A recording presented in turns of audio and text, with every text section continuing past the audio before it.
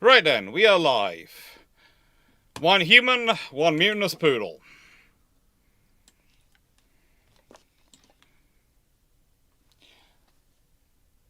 You trying to claim you weren't mutinous?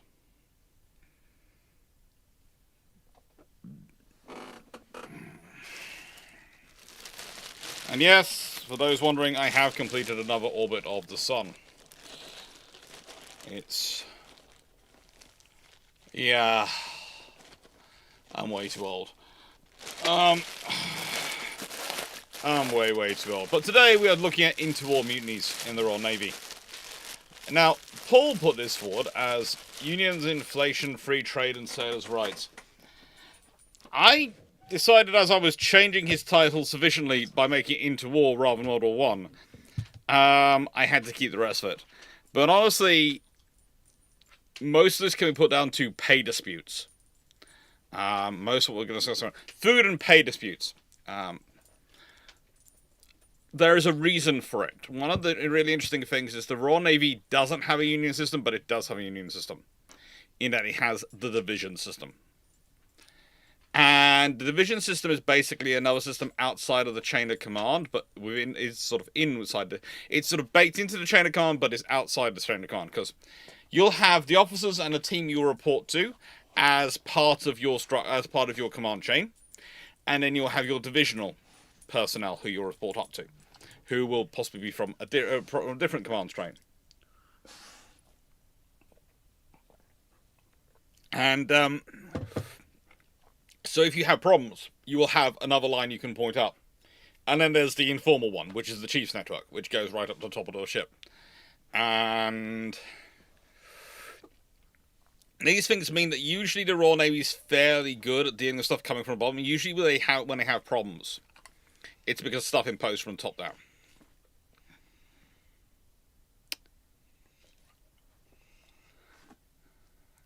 Usually stuff that are from the top down. And usually it's someone having a bright idea. There are often people who've had bright ideas, aren't there, Big Fluff? There are people who have bright ideas. Very bright ideas. Anyway.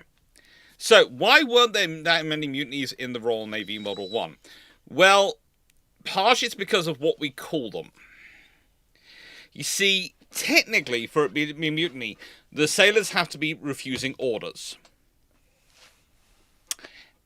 Now, for them to refuse orders, they have to be given orders. Do you see the small problem going on with this? If they're not given orders, they can't be refusing orders. And so if an officer is siding with them and doesn't wish to make it a mutiny, all they do is they avoid giving them orders. So they can't refuse orders. So therefore they're not mutinying. And even in some of the discussion of mutiny, things we're going to discuss in the interwar period, if you look at some descriptions of what's going on the ships, a lot of the officers, especially some of the captains, etc., are being very careful about what they do and how they do it, to try and minimize the impact. And usually they're doing this because they actually side with the men. They side with their sailors. So what am I talking about? Well, if you consider some of the examples were over food quality, there are issues. This is all the food that goes into, well, this is some list of food, which goes into a battleship, usually. Notice there's a lot of it. It's from a great poster of World War One period. Great poster detailing all the food. 200 weights of sultanas. 200 weights of tapioca. 180 sides of bacon. And by the way, this is just it to keep it going for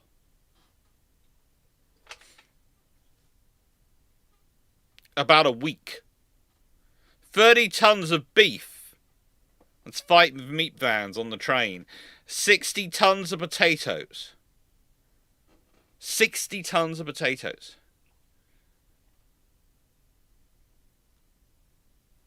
It's just a huge amount of food going into them. But if they did get bad food, then quite often what would happen is, a nice way, the crew would refuse to put to sea until it was going to be sorted out. And the way it'd be got round is that the captain wouldn't give them orders to sea. The captain would go, "This food is rotten. I will refuse orders to sea until it's sorted out." And the Royal Navy doesn't like the idea of captains mutinying in wartime, because a captain mutinying in wartime is going to be problematic. A captain refusing orders to go to sea would be problematic. But also because, let me put it this way, the Admiralty also cares about the food quality their crews are getting, because they realise the ships sail as much on their stomach as they do on their coal supplies. They don't have food, they ain't going to be happy. If they're not happy, you're going to get into trouble, and you're not going to have good operations going on. So, pretty much, and very, very quickly, if there is an issue,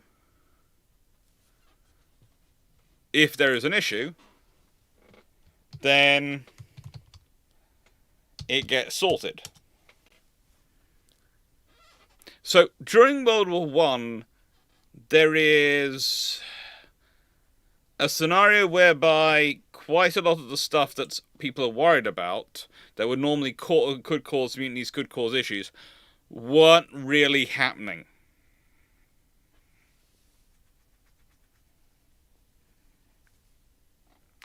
So, I'm not saying there weren't issues in World War One. I'm not saying there weren't events and there weren't individuals who had all sorts of problems. But what I'm saying is, if you're looking for an outright mutiny from the Royal Navy World War I, it's very, very rare. Now, one of the reasons for this policy is arguably that the Royal Navy realises that things which will start small will grow into big things.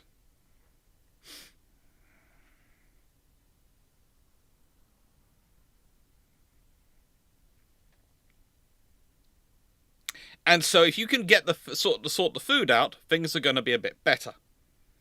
If you can make sure the food's coming in, things are going to be okay.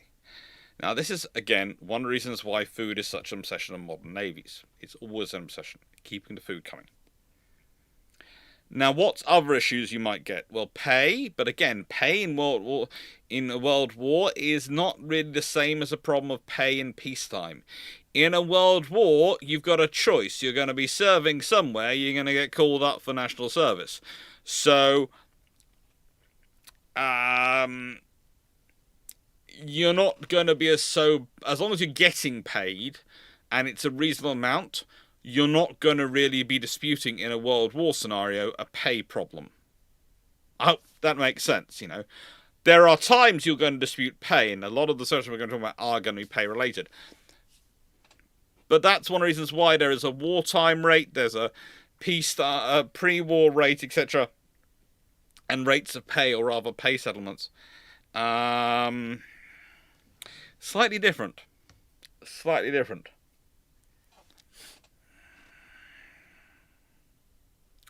Now, again, you can have issues still come up, and we're talking about the Royal Navy. You remember, famously, there's the battleship wandering down, the pre-dreadnought sort of Royal Sovereign style battleship wandering down to the South Atlantic, which gets into trouble thanks to its chief engineer. You're still going to have issues.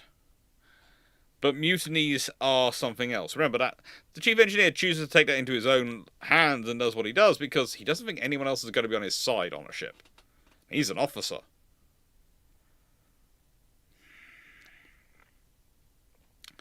The people you have to worry about realistically when you're talking about mutinies are the chiefs. This is another thing. Why is it you have to worry about the chiefs? Okay? So, you will often get rabble-rousers who will be used as frontmen. The good example, if we can go back to the Nor mutiny, there's a guy who's basically used as a frontman by the chief petty officers. And takes all the rap, acts as their spokesman. We all know the real organisers of it were the chief petty officers. Because they're the ones who have the knowledge, the skills, and the connections between the different ships and networks to be able to set something up.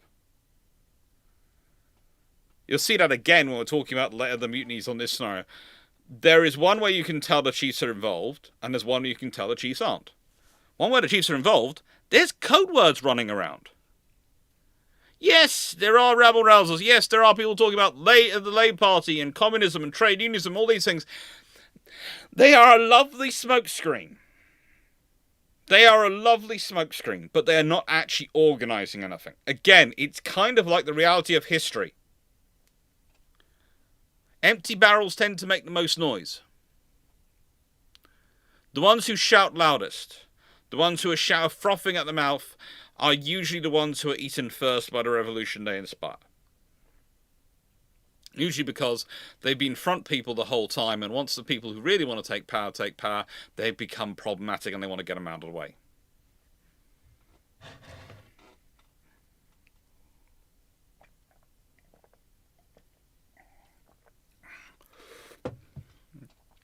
So,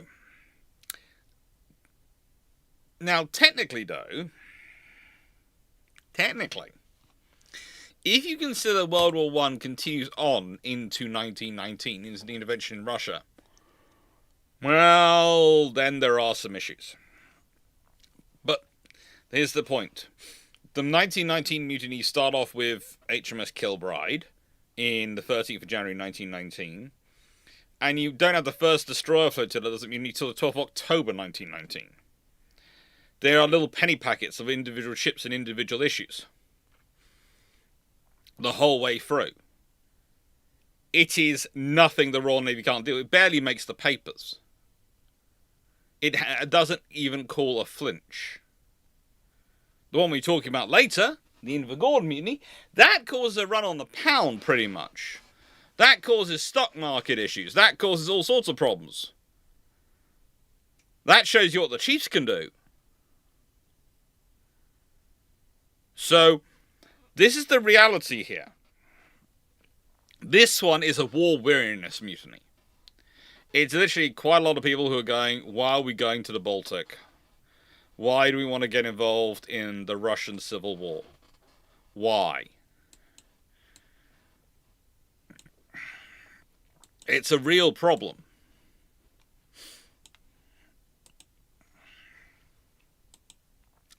Because honestly, they didn't. A lot of the public, a lot of the people didn't want to, a lot of the sailors didn't want to get involved in it. They didn't want to. Why would they? They've got enough other issues to deal with.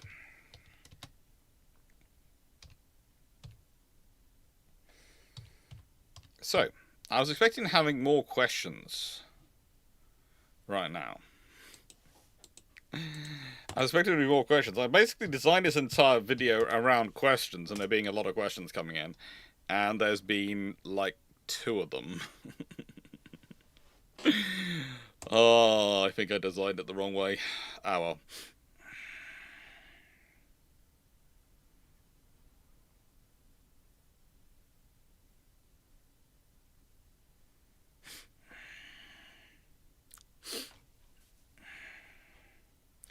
Now,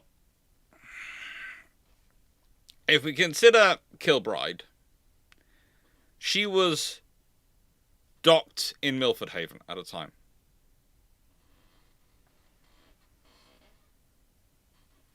Her mutiny was non-violent, they just didn't want to go.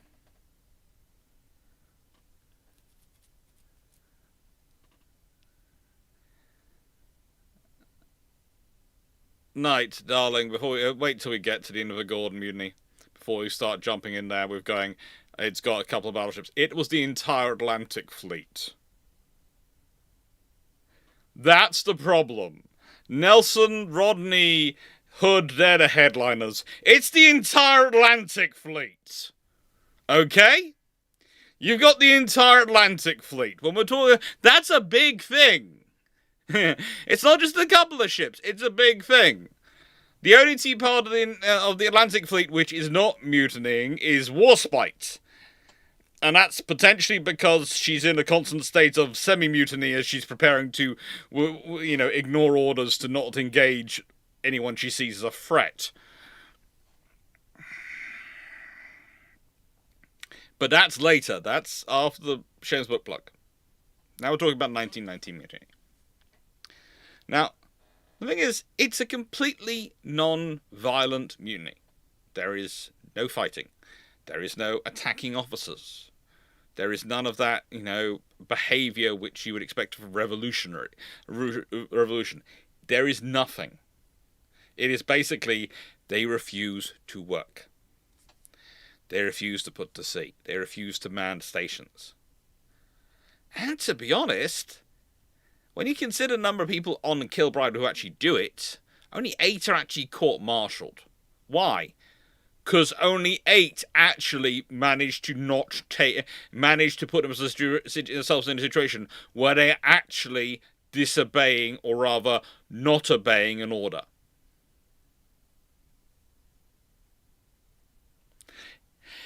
Officers in the Royal Navy can be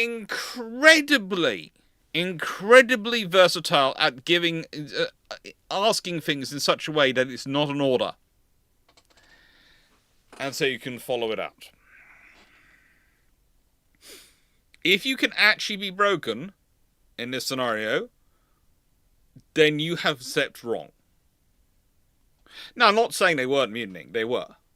But I'm saying that the Royal Navy in 1919 is still in World War I mode, where they are trying very much to deal with these things as issues, as making them as minimal as possible, so there isn't a chance for someone to be declared as mutinous. Because what happens when you mutiny? Well, you get a court-martial. Which means it's a full investigation. And the charges they're brought up on are non-violent mutiny. They are sentenced to between 90 days and 2 years hard labour, and then dismissal. That happens to 8 men, 8 sailors of Kilbride. And do you think they're mutinying because they objected to the war? No. They didn't even object to Britain helping it. They objected to theirs being sent on it, because they felt they'd done their time.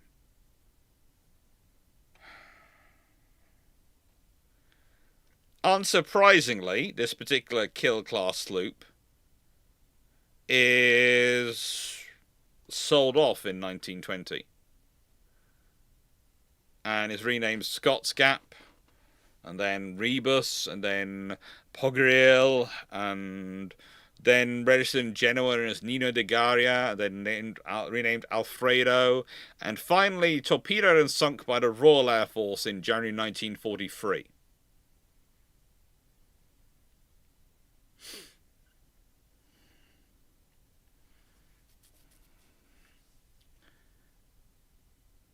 Bob's wondering, the Royal Navy's never had people buying their commissions. The Army's had, but the Royal Navy's never allowed you to buy your commissions. It's always been promotion by examination. Well, let me put it this way. As long as it's been a Royal Navy, it's had some form of examination to get to lieutenant. Because of navigation, etc. But also because, to a certain extent, the Navy wasn't fashionable enough amongst the aristocracy for a long time. And by the time it was, the Royal Navy had a kind of policy that the sea is trying to kill them enough without them being stuck with a load of idiots.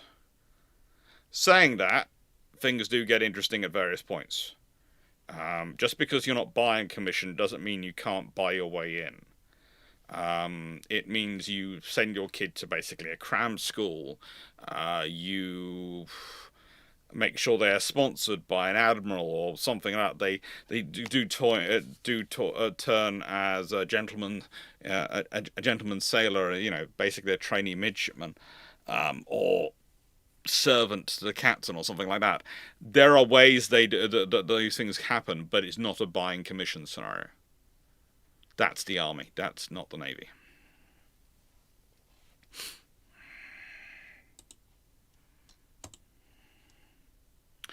So, actually, let's do a bit of talking about the destroyer flotilla, because the first destroyer flotilla's mutiny is that's a more fun one. Okay, so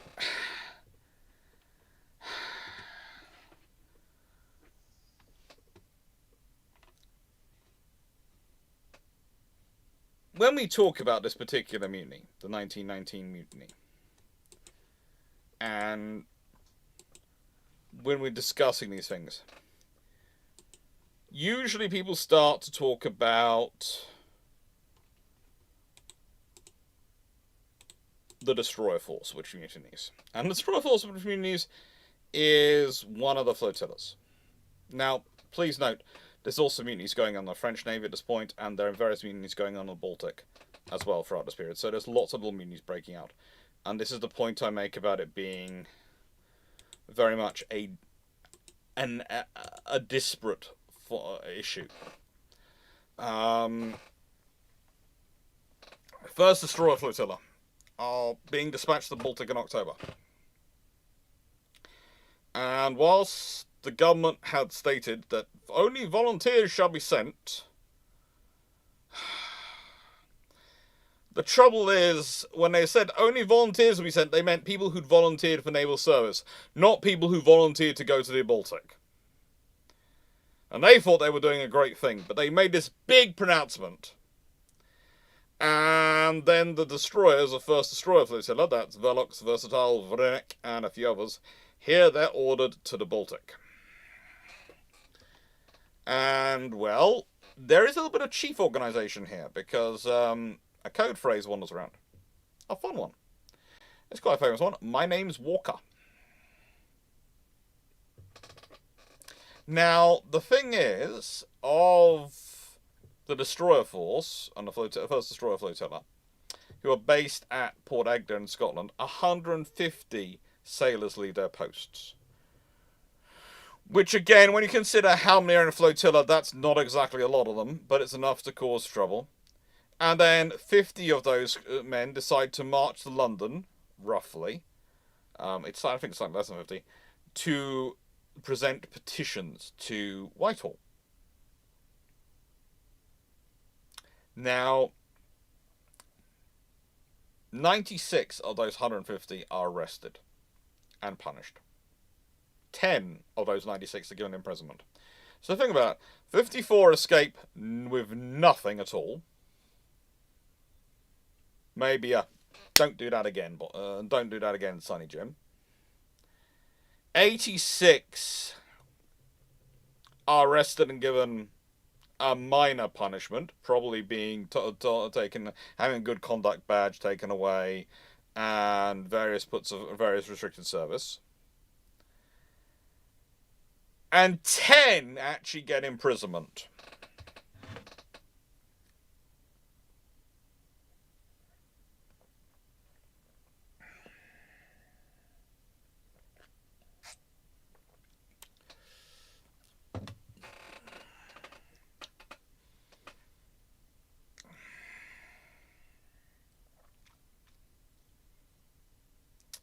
So, it's fun. However, these weren't the only mutinies going on in this 1919. There was also, thanks to certain other individuals we'll talk about in a second, actually in the Baltic, there were issues. But legacy. One of the big legacies of this particular mutiny can be found in World War II and in the end of it. The fact that they actually have a cogent demobilization plan. You see, lots of people had spent years, decades, coming up with a mobilization plan of how to get the forces into the forces. How to get people into the armed forces, how to build everything up, how to deploy them all.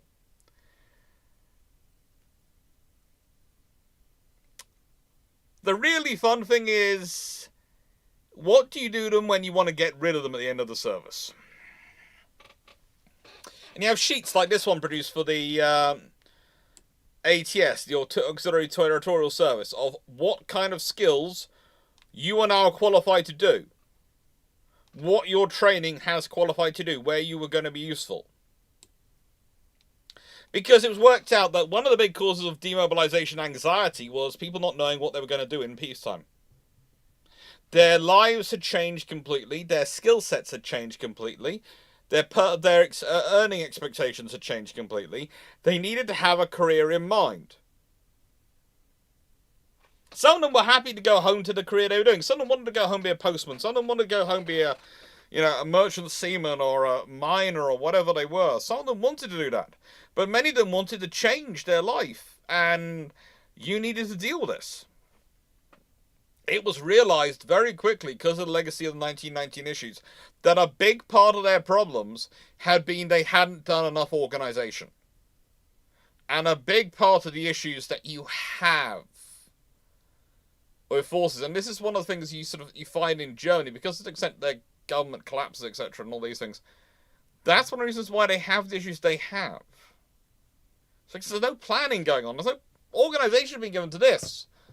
It's presumed the world will just go back to how it was before.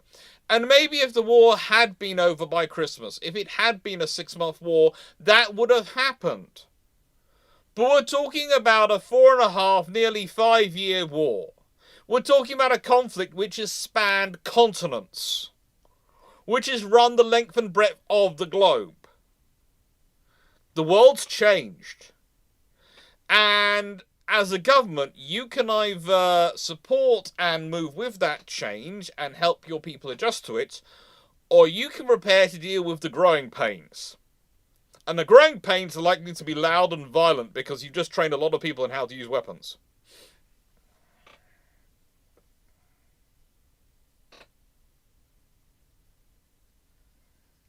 So there were also issues with the army, there were issues with the air force, there were issues with pretty much every branch of the armed forces had these issues. I'm not saying it's perfect. You still have HMS Javelin on the 17th of October 1945, which she had incidents. Because she was being deployed, she was being told, pieces broken up, and you're being deployed elsewhere. That's the other thing, though. The other thing they realised was they needed to do clear communication. That you can't afford to have a scenario where the crews are not understanding why they're doing something which doesn't make sense. You have to be explaining it to them.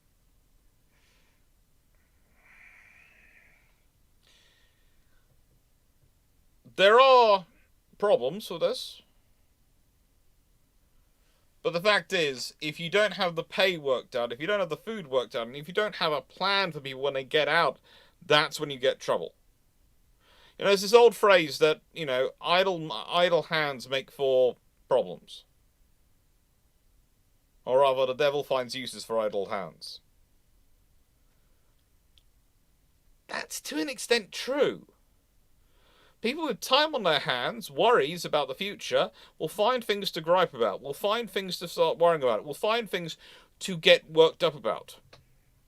People who understand what they're doing, who have a certainty for their future, and who are busy, they very rarely complain. Now, this is another issue which you have in the Royal Navy, in that there are quite a lot of chiefs who spend a lot of their time making sure that you have something to do with your time. I have had the great pleasure of working with and working alongside and occasionally spending time just being in the same space as several chief petty officers who I swear have a sort of ADHD by proxy, in that if their people are not active and constantly thinking of more things to do, they will think of it for them.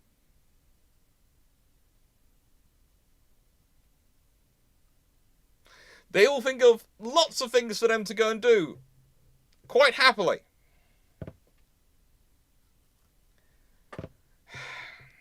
It's fun. It really is.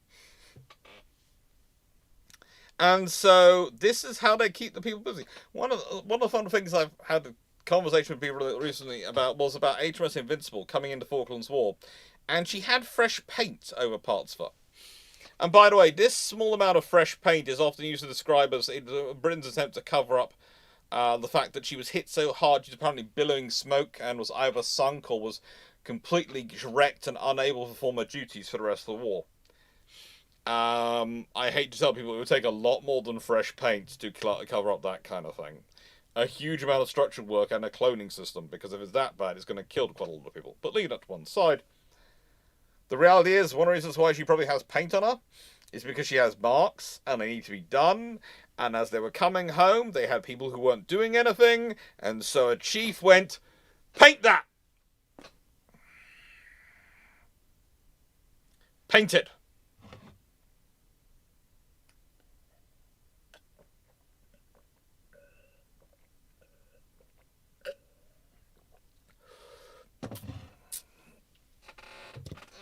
Now, I would say one of the other problems you have with post-war planning, like this as a setup, is that if it's being done by professional soldiers, they're not necessarily going to think about those things. Because what are they going to be doing after a war, or professional sailors? They're going to still be in the Navy. So they don't have to worry about demobilization.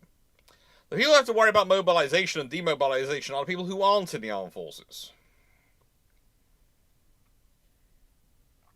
That's who have to worry about it. And that's where the fun tends to come in.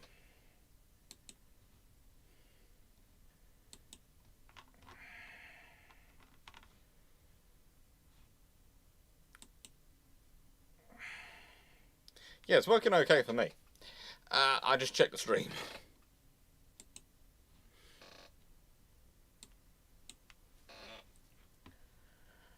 But, and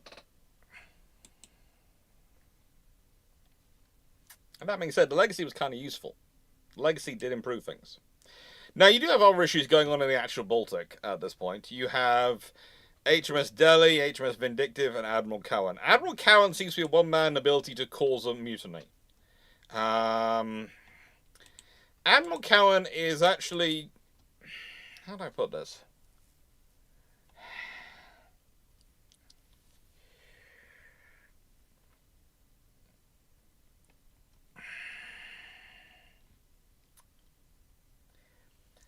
Cowan's destroyers in 1919 are being commanded by an admiral and by an Andrew Cunningham.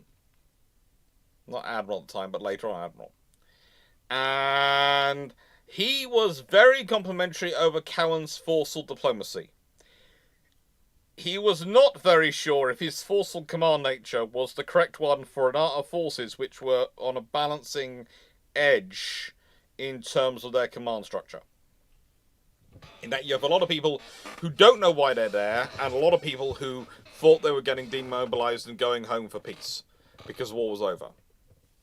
And that doesn't necessarily create the best scenario.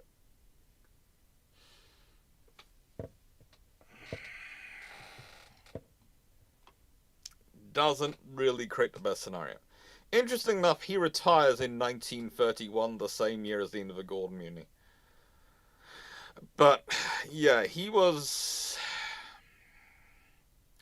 special. He really was special. He was a nice guy.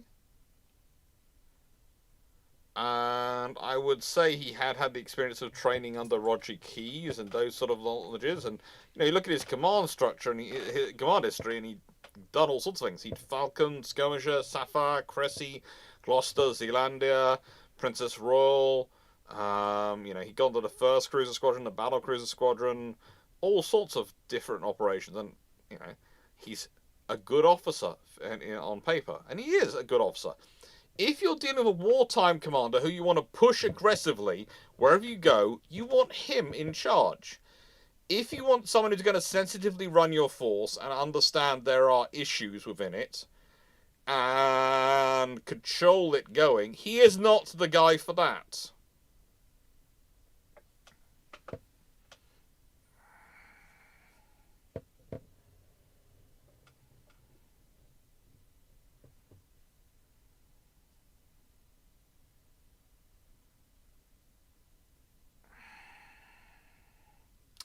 Now, when we consider HMS Vindictive, her issues was she didn't realise what she was actually doing out there. Why do you have me out here? Delhi was actually Cowan's flagship, and honestly, him being on there was an interesting one. There's also poor food, and the accommodations are cold. Now, I will say this. there are some interesting books which will tell you it's class consciousness. Developing sense of class consciousness. That's kind of weird. Okay? This is speaking as a naval historian who's done a lot of naval history for a long time. The Royal Navy's always had class in it. It's always had some nobles. It's always had different the rank structures, etc., and the separations between the different ranks. That's been a fact of it for a very, very long time. That's the whole origin of the rank of Master and Commander. Comes from the fact that that was an officer who combined the role of the ship's sailing master, who was by tradition the person who actually knew how to sail the ship, and before that, when they were hired from trade, was the actual merchant captain. Hence they were referred to as the ship's master. And the commander, who was the officer who was put in charge, who basically came from a noble family or something. So the Royal Navy's had a class structure around it for a long time. A lot of the class consciousness arguments tend to come from an idea that either Britain didn't realise it had a class structure prior to World War One.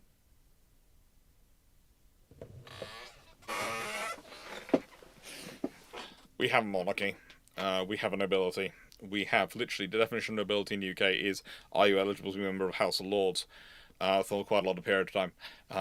When we have a whole set of petty barons who are not eligible and therefore are not technically true nobility, but will pretend they're nobility, and everyone's conscious of them. And then you have all the different ranks and structures going on. Yeah, Britain. Okay, we don't have a case system, but to try and claim we didn't have a class system. Before World War One?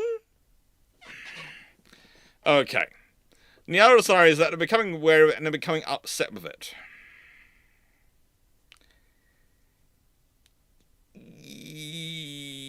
I would say not so much it's the class system, or as a class as a whole.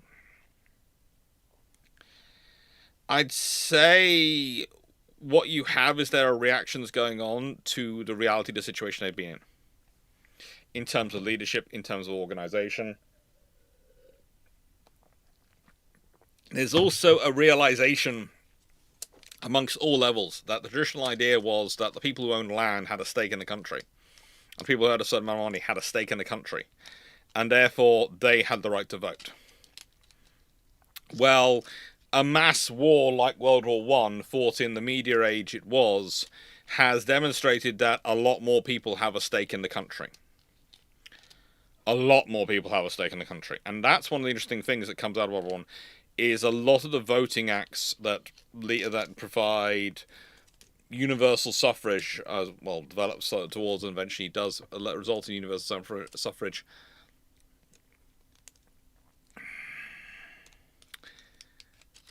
These things start to be spread out. I'd also say you have to be worried. I do worry sometimes about phrases like class consciousness, because it's very much an academic phrase. Let me put it this way. You wouldn't get your average person in a pub moaning about class consciousness. If they are, there's been a really weird run of television shows on. Because it's just not their lexicon. It's not most people's lexicon. It's academic lexicon. Class consciousness. No. If you're talking to someone, they'd be talking about, the knobs, as in the nobility, are probably something variation on tosser.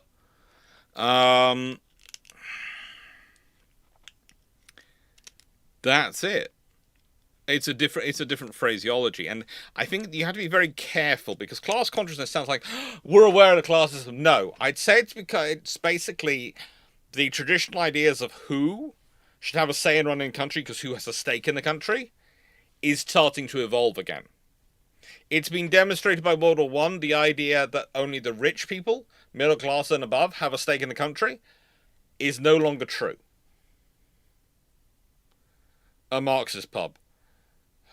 Yeah, but that kind of place is not going to serve good beer and definitely not good soft drinks. So I wouldn't be going in there, so I have no idea what they're like, Bijan. I've had enough fun with student union bars in my life. But it's one of those scenarios you have going on where, realistically, does that impact the the sailors? Not really. Do they think they're going to replace their officers? No. That's the thing, is you start talking to them again. These things are mostly the gripes in this scenario are food and and bedding. Food and bedding are the reasons. People start going, well, there's this person shouting about us. Yeah, there's a rabble-rouser. There's someone who's shouting something over in the corner. But then you go and look at the thing. Once they sort out the food and bedding, everyone shuts up. And the person who's causing real noise usually ends up getting shutted up by his own crewmates. Yeah. And that's, again, something you deal with what it happens. So here's a legacy for you. Bit of legacy. Before we get on to the shameless book plug, before we start, and after that we get answer some questions and then I'll get on to the Invergordon Mutiny. Legacy of it. Let's feed your sailors. Recently there's been a whole lot of furor over the whole thing of steak and lobster being served to USN sailors when their deployments are being extended. I'd like to point out that this is a photo which I nicked off the USN's LinkedIn page. I think. That's on my notes say. And I nicked it off a long time ago. I have seen pictures from friends aboard US Navy vessels when they are serving lobster and steak. None of them have ever looked that good. Not a single one. Okay? So be careful. That is a promotional picture. But just as food can serve to be a reason for a mutiny, good food is often brought in as a way to try and appease a crew when you're about to tell them that you're not going home. You've been on patrol for 6 months maybe. For 9 months maybe. And we're going to extend it longer. Basically, you serve them good food like this. In the UK, the equivalent would be when the boss is wandering around with a box of celebrations at about 2 o'clock in the afternoon. Because you know they're going to ask you to do overtime. Because the project's running behind. You know it. We all know it. We all know it. In the US, according to a couple of the video people I follow who stream on these things, I actually picked them up through Carpentry, but it turns out they're sort of builders and contractors. Apparently their bosses come around with those little tubes of electrolytes.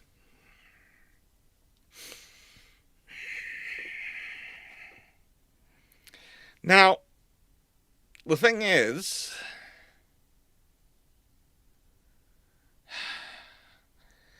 morale's important. Think about it again. If you've got a good night's sleep, if you've had a good food, you're going to be in a better mood than if you haven't. If you're in a good mood, you're more likely to deal with life. Squinchers. Yes, Santa Canary. I think it is those.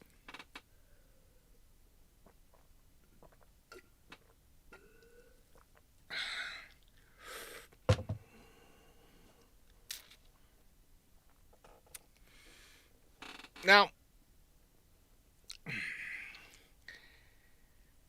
is it going to make up for the fact that you are not able to go home? No. Is it going to put you, hopefully, in a better frame of mind? Hopefully. The thing is, though, here's the really fun thing. When it was started, It was started because it was relatively cheap. Things like lobster weren't rationed. You could get as many as you liked.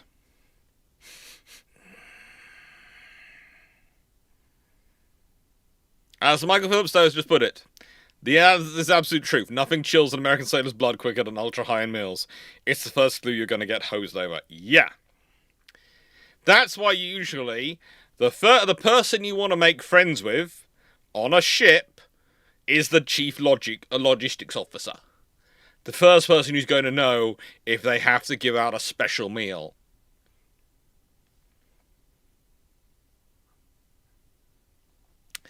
Now, that person is the person who can give you possibly enough warning you can put in an emergency leave request.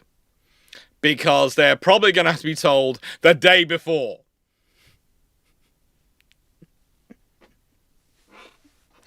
Because you're going to have to get these things out the freezer. You're going to have to structure the food. You're going to structure the meal. And that's the other thing. The lobsters and the steak, they aren't flown in specially. They aren't sent to... No. They're kept in storage on the ship for the special occasion. The chief of logs is the guy above the head cook. So they're going to get the stuff out, and then the head cook, they're going to give the orders to the chief, the cook and the steward. And so yes, those two are going to know quickly after him or her.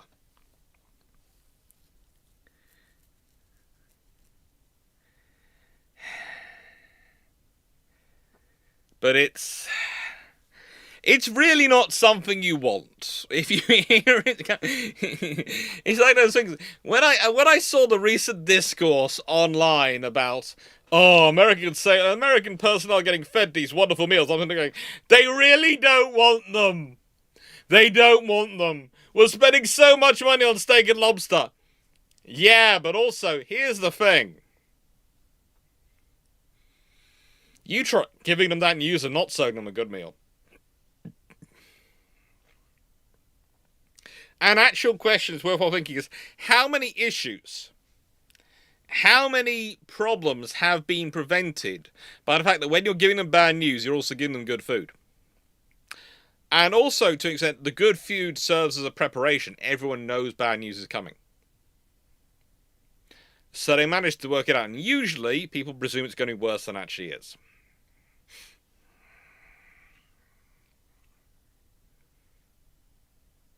So a co-worker of mine was once a cook on a German Navy. He once got the sailors steak and lobster for no reason. The panic on the ship was insane. To this day, he doesn't know what he did wrong. He knows. He just pretends he doesn't.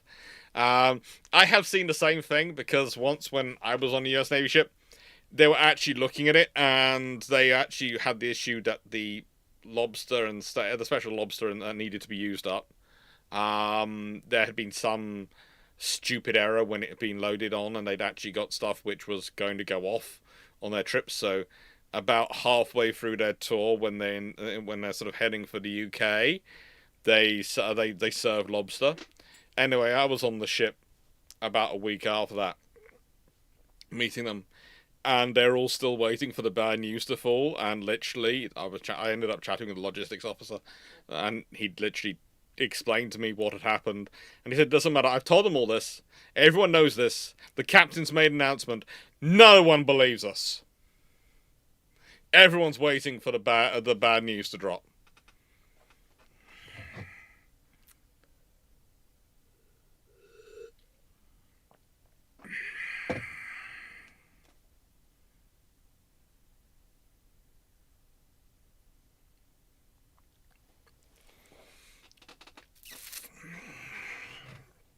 And that is, again, one of the fun things that can happen.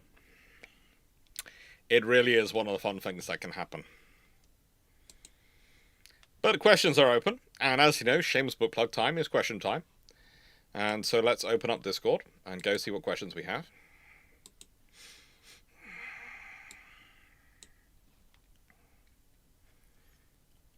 Now, the Invergordon mutiny, by the way, class does come into that, but it's strange enough, it's not going to be where you class you think it is.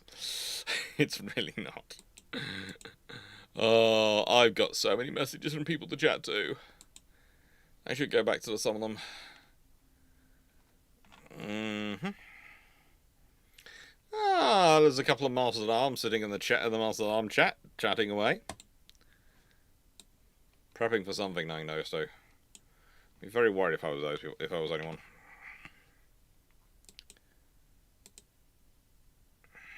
There we go. Questions are open. Okay, did you hear about the American sailor sabotaging their own ship in the case of the Gerald Ford? There are all sorts of discussions about that. Ship happens, honestly. What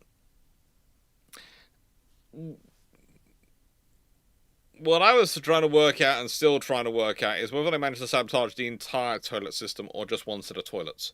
Because from memory, a Ford has multiple sets of toilets. But it is worrying that much happened. Lions, could you make an argument, therefore, the true power of the ship lies with the enlisted chief instead of the officers? Let's put it this way. There's a difference between commanding and leading. Okay? The officers command. They have the technical expertise. They're being trained to command the ships and command forces, in a way. The NCOs are leaders. They are being trained to lead. They will have a far more personal relationship, usually with the sailors, than their officers will. And so that gives them a level of power. Then you have the fact that the only network which is going to rival or equal the chief's network aboard ships is going to be the senior officers network between ships. So they're the two groups you have to worry about. But there's going to be a lot more chiefs than there are senior officers on board ships. Because think about it. Whilst there is a chief of there's a chief aboard the ship, the chief petty officer, the senior petty officer on the ship. There's usually probably 3 or 4 chiefs on a ship. Often more. And there's only one captain. There might be one officer there might only be one officer. They might be ranked captain. They might be ranked commander. They might be ranked lieutenant commander. So there's usually a lot more chiefs around the ships to coordinate. It doesn't mean they're the real power. It means they have power. And it's a stupid officer who ignores that. It's one of the things, they have power. But it's kind of like the British monarchy. The British monarchy has a lot of power in the system. But if they exercise that power, it very quickly could be taken away from them by Acts of Parliament to stop them doing it again. So basically, every time they do this, there's a limited time run. Again, for the chiefs, there's a limited option to do this, because they do this, it's going to cause problems. It's going to cause issues. Malaga. What's the difference between peacetime pay and wartime pay? Honestly, the people who were on the best rate of pay were the pre-World War I slot. The post-World War I slot had the lowest rate of pay. The World War I slot had a slightly better rate of pay. But, yeah, there is the fact there's also a whole level of people who are being paid because they are war service only, and they get a different level of pay. Basically, you're talking differences of up to 15-20% in terms of income for the same role. But that's quickly overcome, and again, there are ways of getting around it by officers who want to, and NTOs who want to. I don't know, how bad would things need to be for the RN to have something like the Kiel Mutiny happen during World War I? The Kiel Mutiny is a scenario where pretty much everything's breaking down. So you would have had to have the government breaking down, you'd have had the Navy's command structures breaking down. And the morale had been completely sapped. Because, again, whilst the German papers were full of the Battle of Jutland was a victory, for a lot of the German sailors, the fact was they felt they'd run away. They felt they'd run away. And that has a morale impact. That stops them feeling good about things.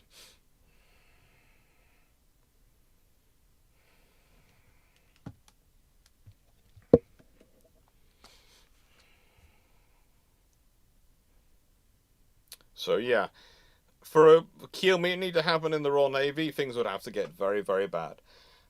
There's also the reality that the Royal Navy, because of operating from where they had been operating, you have to remember, um, Scarborough Flow is absolutely terrible. It's desolate.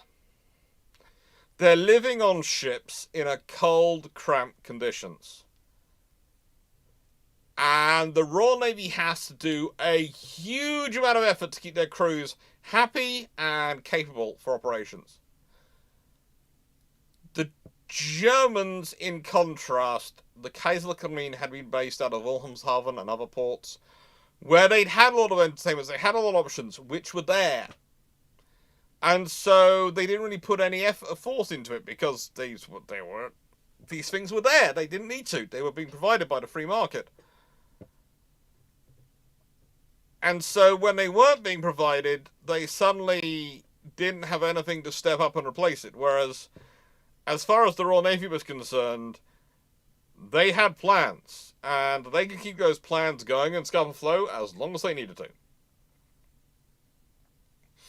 Although no one really wanted to stay there as long as they needed to. They wanted it to be over because it was that kind of space.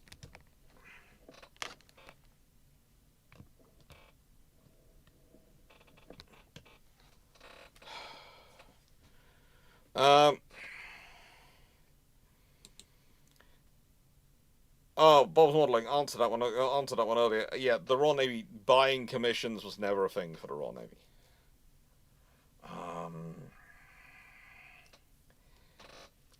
It's a thing for the Army. It's debatable about the Royal Marines. And it's debatable because I suppose I don't technically buy them, but I do tend to appoint themselves to it, so it's as a way to earn extra money, so it's a bit of a weird one in terms of Marine commissions. And there is also the commission, well, the sort of commissions, the warrants for things like ship's doctor and those sort of things aboard ship, but, you know, carpenters, etc. The trouble is, the sea is always this thing which is going to kill you. And also, the Royal Navy starts the sea examinations and things like that as a methodology of controlling who's getting into the service. Because they're finding themselves with too many lieutenants on the pay slots. And that's expensive. So it's kind of, the Royal Navy goes from being really unpopular, so therefore everything's based on experience and examination because, frankly, they can afford to being really popular very, very quickly. Not enough time for people to infect it with the idea of paying for commissions, but enough time for them to get fed up with there being so many people coming in there having to pay them. So they double down on the entrance exams. So that's the thing with the Royal Navy. The Army is...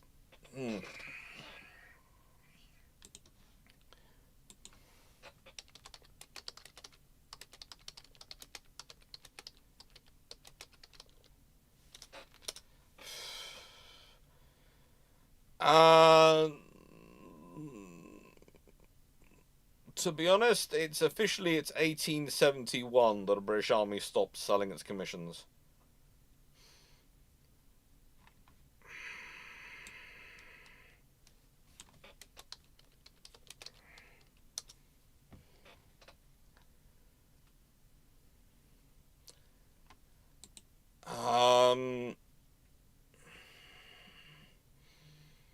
The main thing the Royal Navy has that is a problem is not so much commissions as so much Buggin's turn situation, whereby people get promoted because of time in service.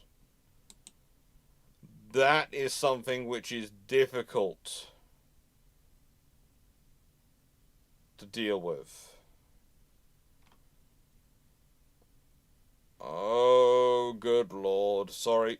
Distracted by a small advertisement which has just come up on Twitter. I was clicking between notes and I saw Twitter, and apparently the British government are considering putting back investment in buying ships to save money. Again, and this is because they've been revealed as having a shortage in the defense budget because they haven't had enough ships to deal with situations. So the answer to that is to put back the purchase of ships to save money. Such dead morons.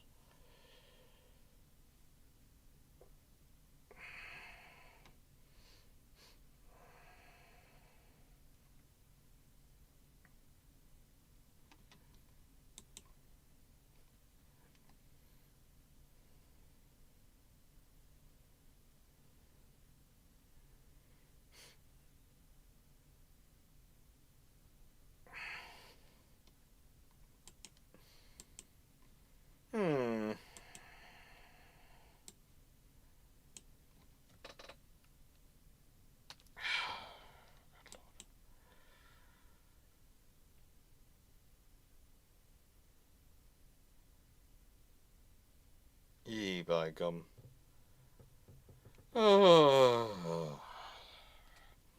Okay, getting back to the questions, because they're less depressing than the British government right now. By a long mark. Thank you for that question, Bob's modelling. I've answered that already, I know, but I wanted to answer that again. Make sure it's answered. Calvin Gasberg. Were the issues in Land Forces 2 in this immediate post-Great War during Russia? Yes, they had issues with the ground forces. The Indian Army, especially, were issues. The territorials out of India and various things like that really did like me. Really did find it annoying. They weren't replaced quickly enough.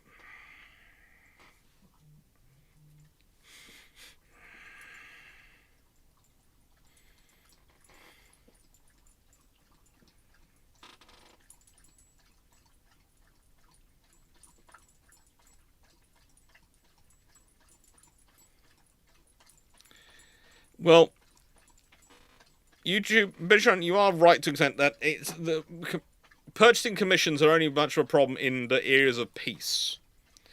During wartime, people die. They get killed, and you have to promote someone to fill that position. And then they get confirmed in post, because you need to fill that position. You're on campaign. You can't wait for some rich thing over there to purchase a commission and get all the way out to you going, yes, I'm your new captain. So it is more of a problem in peacetime when people are purchasing commissions, because in wartime there is a what should we say? A healthy level of Darwinian principle or Darwinian theory in action. A healthy level of it. Isn't that right? Darwin, rather rapid form of Darwin. Perhaps, do you want to get up? Do you want to get down? What do you want? Oh, you want a hug? Okay. I like that big fluffy boy. Yes. It's funny to think that you're 8 years old.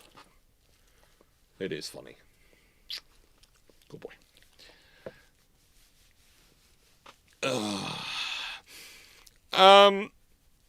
Let's see, everyone. Given the story set in the Iron today, how have we not seen mutinies like Invergordon again in the 21st century?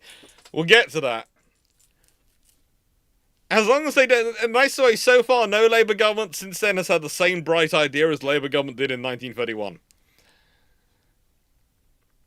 That was they had a really bright idea.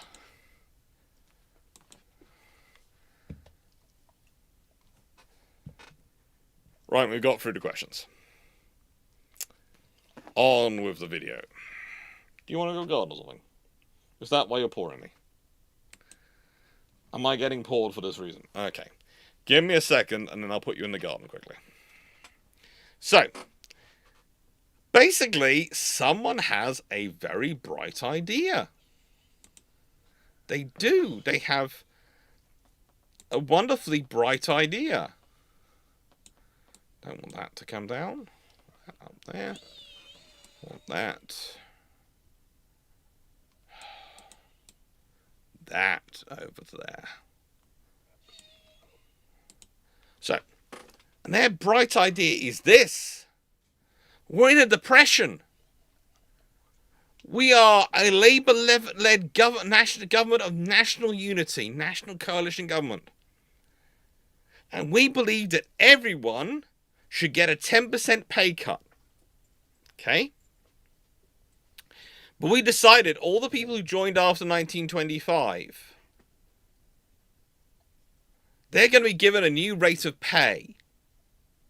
Because they're young, so they can survive on a new rate of pay. And this is going to equate to a 25% pay cut. And these, of course, if you think about it, in 1931, these are mostly people who've been in service for 6 years. So they're the most junior of sailors. It's not the officers. It's the most junior sailors, and some of them are chiefs. They're the just junior and junior people.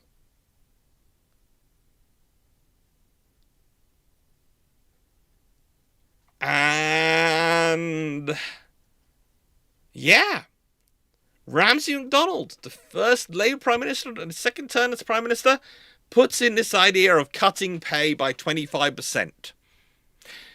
So, is anyone surprised at what happens? Anyone really surprised that when your solution to your financial issue is to cut your sailors' pay by 25% across the board? And remember, the youngest sailors, everyone's getting 10% pay cut, so the officers, the senior chiefs, the chiefs, everyone is getting a 10% pay cut. But you're cutting the youngest, those junior, by 25%. Now, for this particular section, I have Philip Vian's book sitting somewhere here. Action This Day. And it's kind of useful because it does have his discussion of what exactly happened in this circumstance, because he was in Chatham Docks dealing with it and basically arguing with people and trying to help people out. And it's kind of fun. He also has fun in the Baltics, but we'll leave that to one side.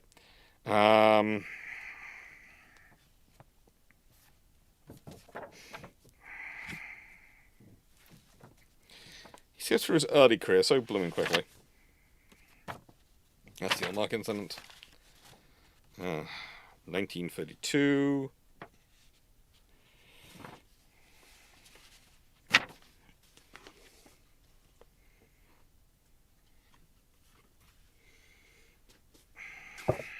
Right then, 1931.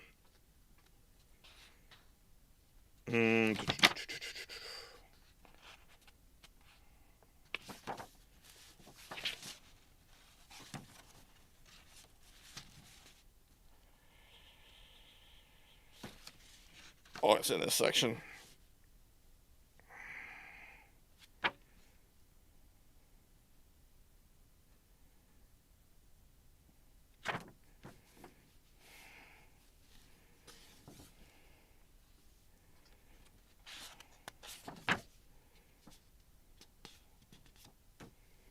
Oh, that's funny, has it in the Australian Navy? I can't find it now.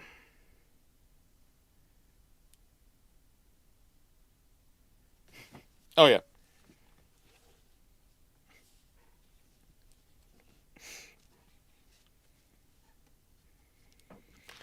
Basically, what happens is he is spending his time wandering around talking to sailors. Meeting them, discussing everything with them, and trying to sort out the problems. And it's kind of a weird situation for him to be in, because he's a hard-charging destroyer officer. He doesn't have that many problems on his own vessels, because they tend to have a smaller group, so they're able to keep track of things. But he does things like, he has a sailor who has managed to get an entire piano, an entire grand piano, for his child to practice their piano lessons on, and is trying to pay this off.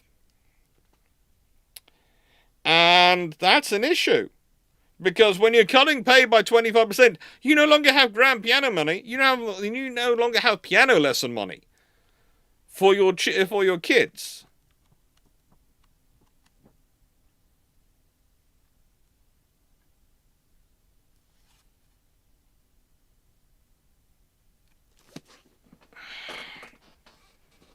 But, you know.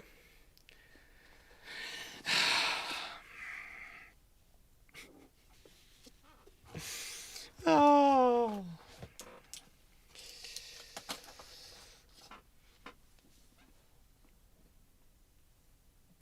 it's a scenario you don't want to be in, because all these people have built their careers, built their finances and income based on a certain level of income, which was supposedly reliable because they work for the government, they work for the Royal Navy, and suddenly the government is dropping it by 25%.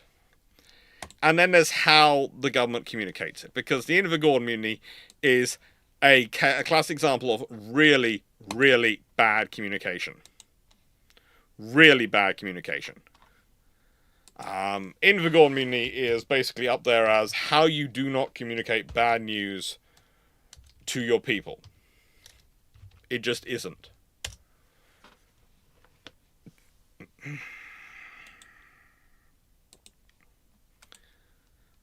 There are a fair number of sources. I would recommend the Navy Record Societies if you do want to go for more reading on the Invergordon mutiny.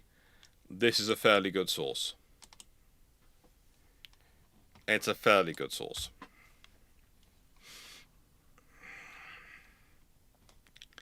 Now,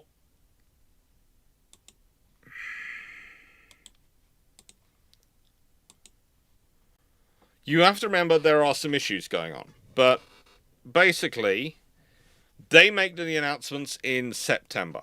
The Labour part of the government will actually split over the attempt to put similar cuts into benefits as they've put in for public sector workers. And that will cause them to completely split. But, you know, they didn't split over cuts for the Navy. Basically, anyone who's below petty officer, who joined before 1925, is getting a pay cut of 25%. They're losing their married pay, bonus pay, they're losing everything. It's absurd.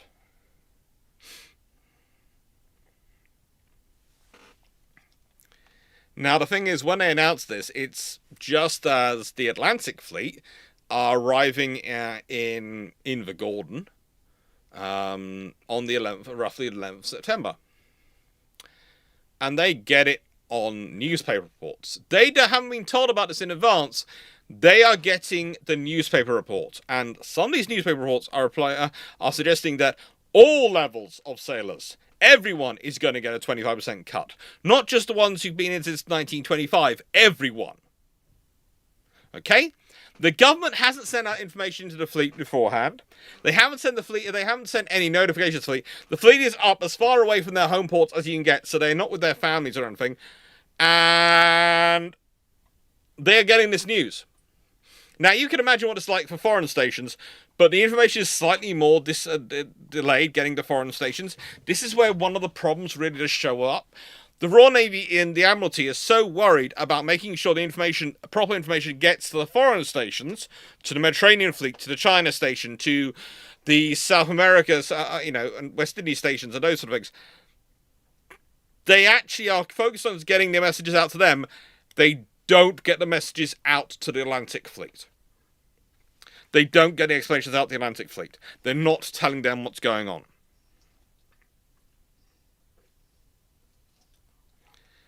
And that's a problem. That is silly. And it's the speed of what happens. Basically, on the 11th of September, when we're talking about Friday 11th of September, it's Hood, it's Adventurer, it's Dorsetshire, it's Malaya, it's Norfolk, Repulse, Rodney, Valiant, Warspite, York, Anson destroyers, and other ships arriving in Invergordon.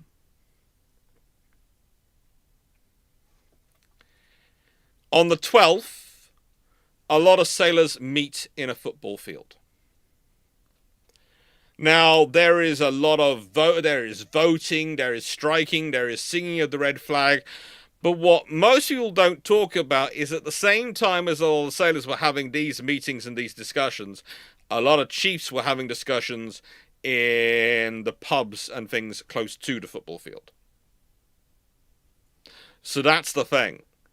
There are rabble-rousers, there are sailors gathering together, they're drinking, lots of people making loud noise, sharing various stories. Yeah, they're singing the red flag, but there again, the Royal Navy are probably the only ones who know the red flag at this point in the UK en masse, because they're the ones who've had people who were in the Baltic campaign in 1919. They're the ones who've actually met up with Soviet ships, etc. They notice.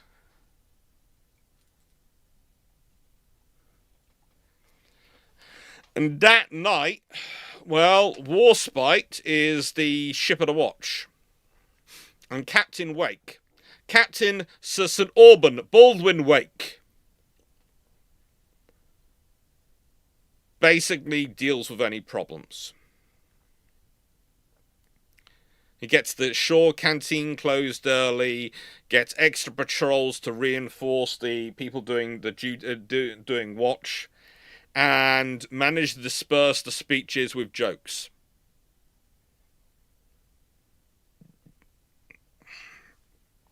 If you want to look up an interesting man who you can't find a decent picture of, Captain Sir St. Alban Baldwin Wake is a cool guy to look up.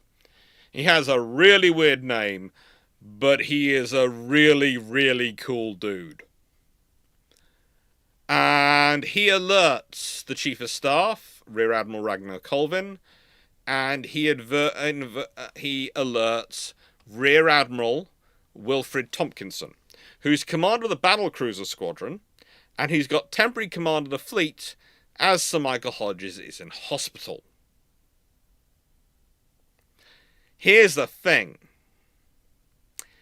It's on the 12th of September that orders have finally reached the naval officers there about the pay cuts.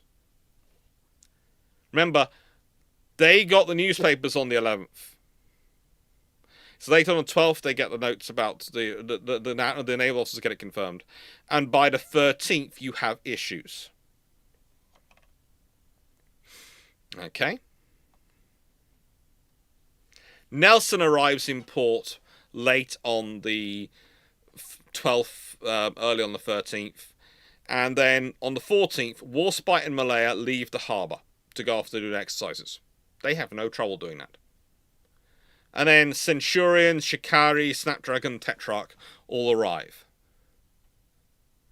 That's some lovely Royal Navy destroyers, sloops, and, well, a nice King George V class dreadnought battleship. On the 14th, Tompkinson has a dinner. And this is often considered silly, because he has a dinner which he gets the ship's commanders and flag officers on. But basically, this is the equivalent of the chiefs gathering in the pubs and spaces around the football field. You know, how else are you going to get the senior officers together? You don't have teams. You don't have any of the things we consider normal today. What he does, call them up and just go, we're going to have a chat but in the middle of the waterway? No. He wants to have a private conversation with his senior officers and the senior officers commanding the fleet and try and get a sense of what's going on in the fleet. He has them come and talk to him over dinner, where they have drinks. And an important thing about a naval dinner is it's no ranks. Certain point, ranks are gone, and it's an open conversation. It's an open discussion.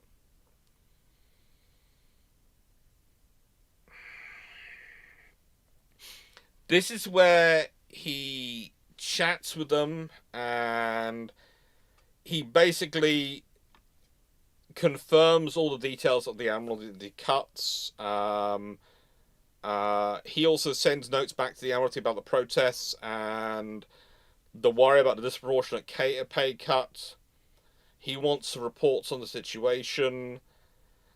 But whilst they're actually having dinner, they are informed that patrols had to be dispatched from both Hood and Valiant to deal with disturbances at the canteen and in the open air ashore near the football pitch.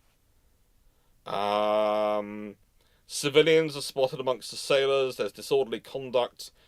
The officer of the patrol did what, you know. Here's the interesting thing. This is supposedly a mutiny, which is very dangerous. But the officer of the patrol addresses the assembly of sailors and basically asks them to behave themselves, but doesn't tell them to break it up. But speeches continue, cheering and various singing continues after he's finished. But they hear him out in silence. They listen to him. They're not jeering him. When they get back on their ships, they start to gather on deck and they continue their protests.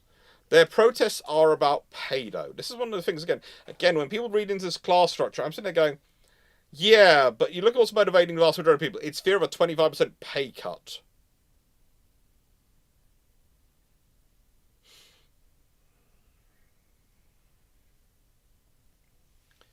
Now, at this point, Tompkinson starts to consider cancelling the exercises. But, chatting with the flag officers, the various ship's commanders, the officers of patrol who'd witnessed events ashore, and, working things through, he decides not to.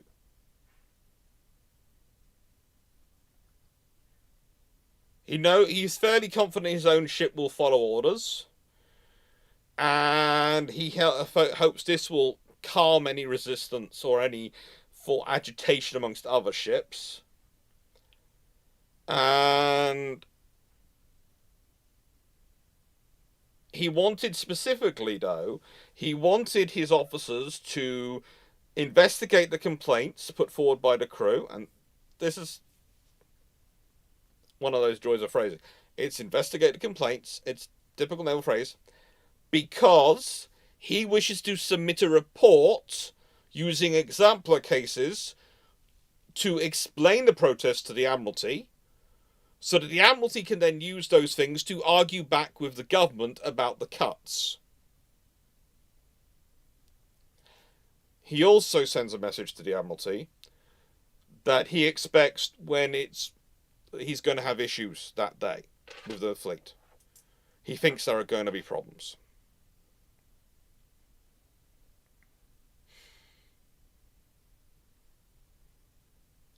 Now, interestingly enough, this is all getting into the morning of the 15th September. He doesn't sleep much that evening. None of the officers do. They know what they're facing. They're not facing one of the things they're very careful in their notes to say they're not facing is they don't feel they're facing a Soviet revolution. They don't think they're facing a Kiel mutiny. They think they're facing a Royal Navy style mutiny. In fact, there's very much this is something which is coming because of what's happened, and there is not much we can do about this.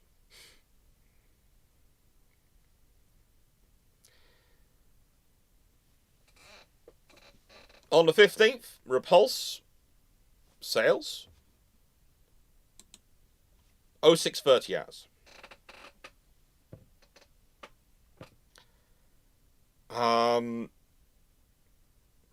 Hood and Nelson, these two mutineer ships, remembered for their mutiny, always included photographs. The extent of the mutiny, their crew refused to put to sea, but they carry on with ordinary harbour routines. They refuse to put to sea, but they carry on. This is a very dangerous mutiny. These people, they're refusing to put into sea.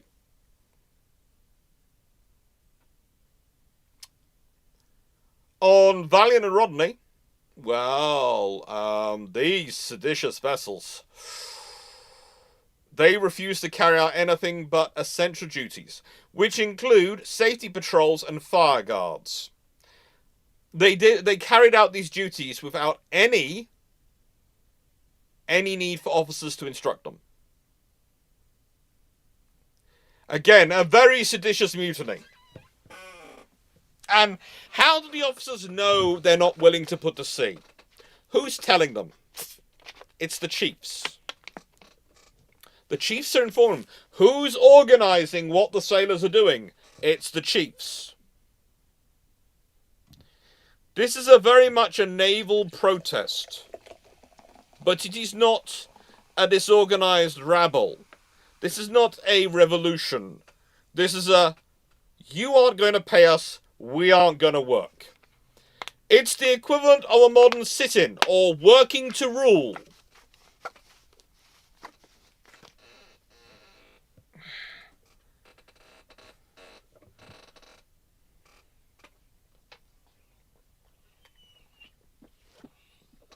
Good boy. And over the day, you have various groups of sailors mass on forecastles and start cheering. This happens on all ships pretty much at one point or another, barring Centurion and Exeter. Rodney, famously, again, it's a piano. What it is about the Royal Navy and pianos, I've already talked about a grand piano. It was a piano's taken up on deck and they start singing songs. Most of which are rather bawdy chorus hall songs.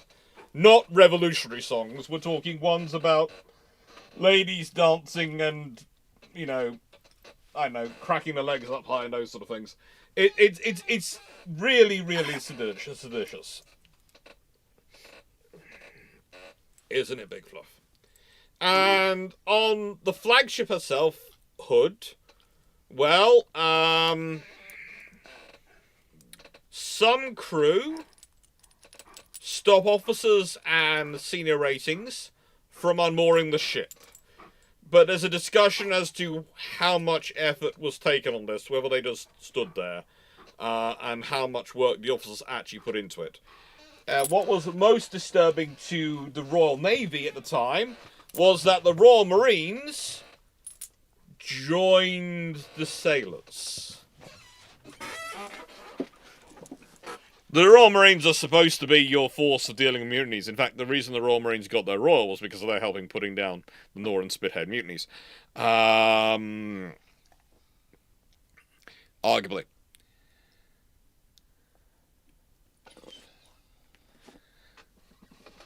Well, you know. And so the ships suspend their exercises.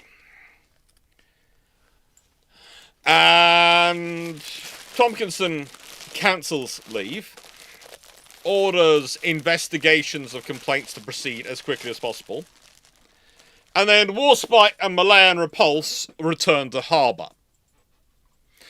And everyone's very... You notice they did this all when Warspite wasn't in harbour.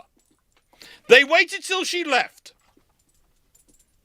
No one wanted to be looking like they could potentially be classified as a king's enemy when Warspite's in harbour, okay? No one's willing to take that risk.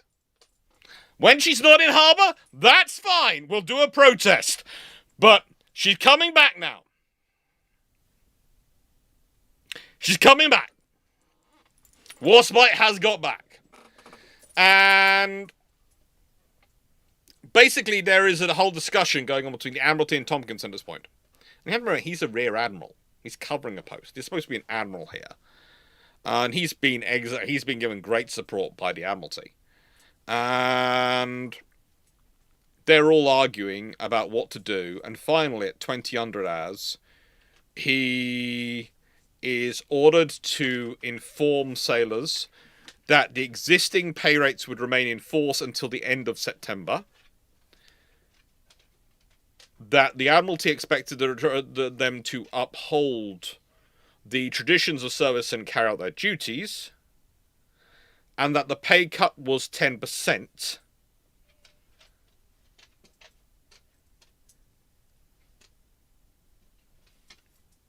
Tompkinson again tried to argue against this and say this wasn't enough, and finally they sent him another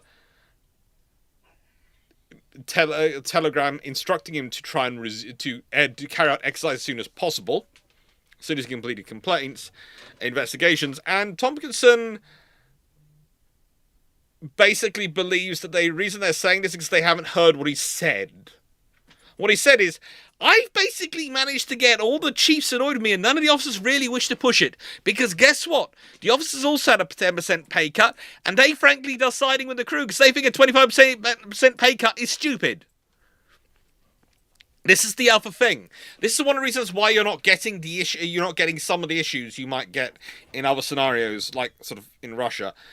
The ship's officers are looking at their crew and going, why are you getting a 25% pay cut? That's stupid. Who thought this was a sensible idea?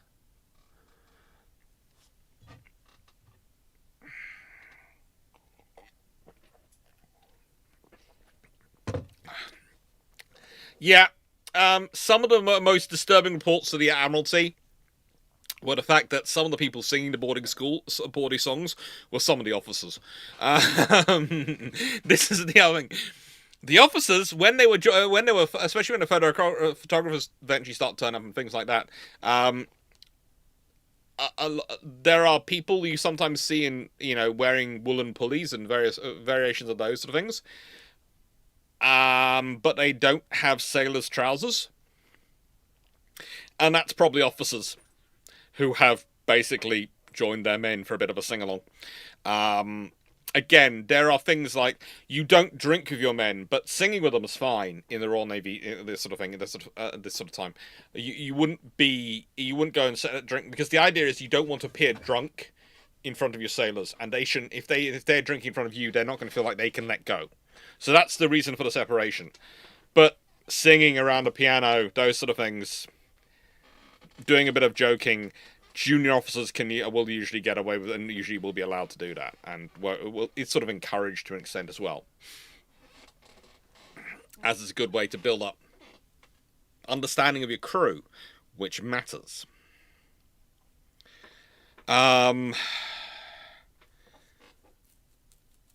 Thompson keeps trying to explain issues.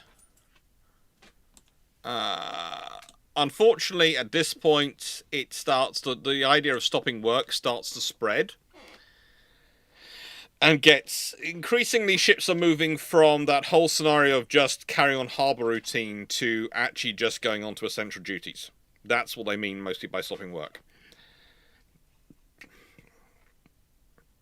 Norfolk and Venture start going on to only essential duties. Eventually, Dorsetshire and Hood follow suit. Interesting again. Nelson never sort of gets there. Warspite is looking around going, "What are you all doing?" "No!" Her crew are going, "We're annoyed at being paid less, but we should take our guns and go shoot parliaments. We are the Royal Navy. We do not surrender the strike."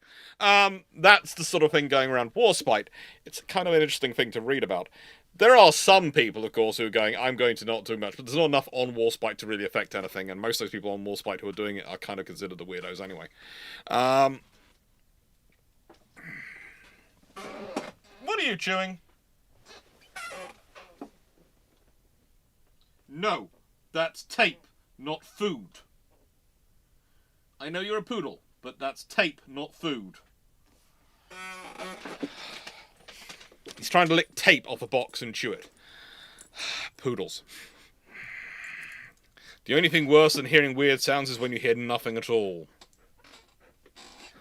Now, it's getting interesting. Basically, at this point, it's certainly getting. Hello. Problematic.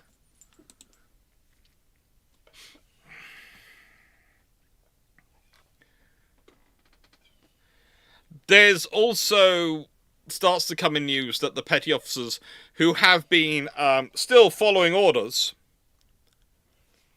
although they'd quite obviously not been attempting to get the junior ratings to return to work, were now joining the strike, or were also no longer doing anything but essential duties. Yeah. So, finally,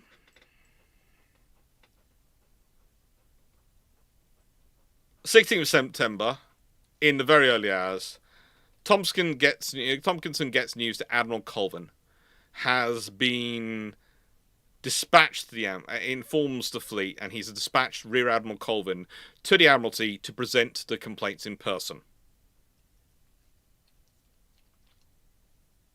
He himself took in the last complaints on the 16th of September. He then dispatches the fleet accountant officer with these to the Admiralty, and sends further extracts by telegram to hopefully reach there simultaneously with Colvin, who has rushed down to the Admiralty.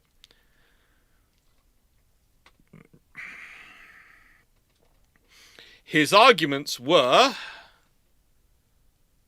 that if there wasn't an immediate concession, the mutiny would worsen. and it would possibly go from being a non-violent, annoyed protest to being something else. His arguments were that the junior ratings, who had been on the old rate, should remain on that rate with a cut of 10%, and marriage allowances should be extended to ratings who were under the age of 25 but married. He also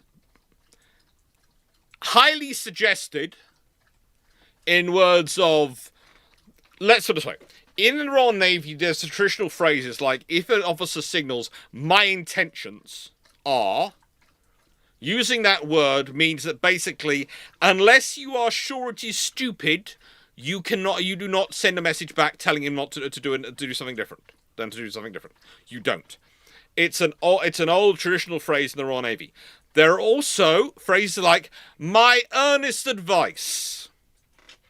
Okay, so if a naval officer uses a phrase of something along the lines of "my earnest advice," it's basically a junior officer telling a senior officer what to do.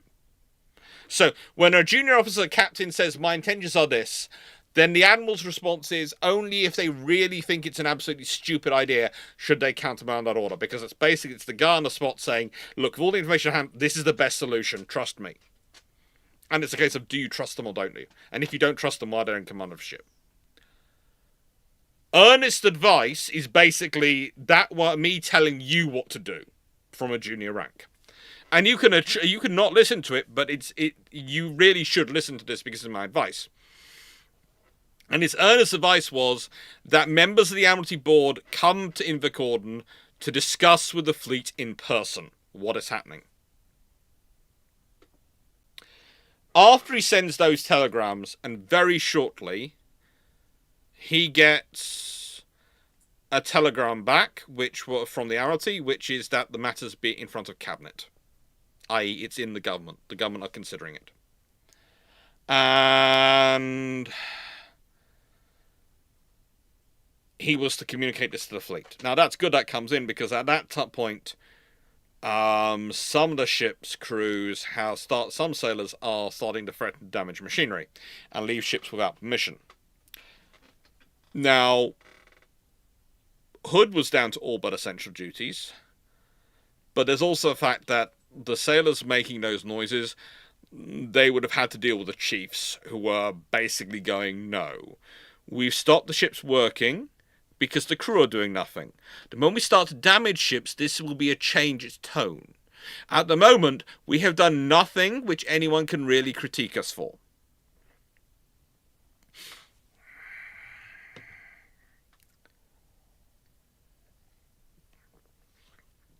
Finally, on the afternoon of 16th, the Admiralty sent an order telling the fleet to return to home ports. Tompkinson probably cries with joy.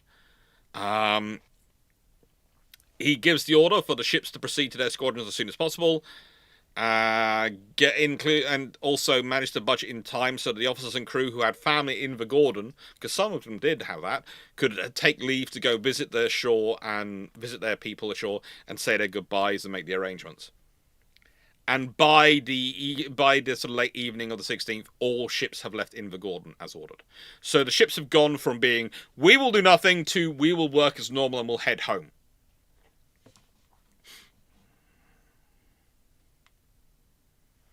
So again, this is the point about the mutinying. There is a level of mutiny going on, but there's also a level of, this is a bargaining chip. This is us showing our power. You have a fleet. You do, but it depends on us to make it work.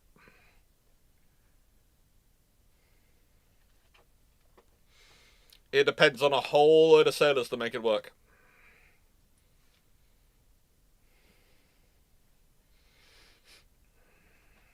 Now, some of the leaders do end up, defecting to the USSR. Len Woodcott in 1934, and he ends up going and surviving the siege of Leningrad and all sorts of fun things. But honestly, he's more of a mouthpiece than a leader. He really is more of a mouthpiece than a leader. And when I say that, I mean he was he is theoretically a model sailor. His service record is unremarkable, but it's normal in National Archives. He joined the Royal Navy in 1923, so he hadn't been part of World War One. He'd served 6 years.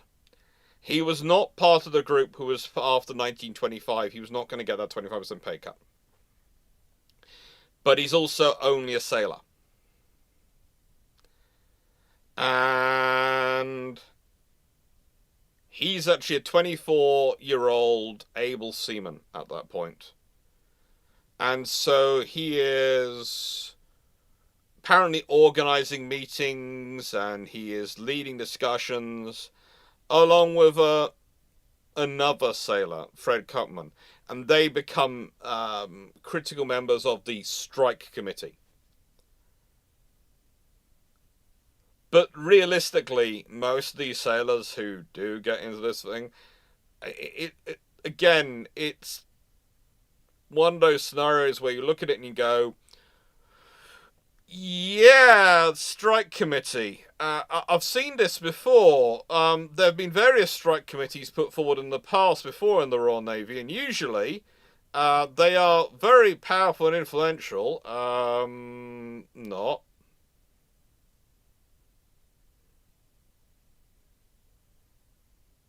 They are usually the spokespeople, the ones who are being put up front so there's an obvious leadership.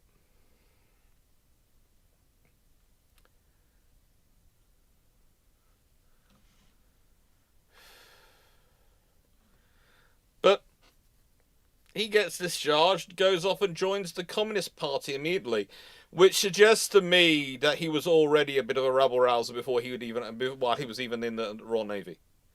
He was already probably an issue. Again, one of the things you might notice is that the people being selected are people who are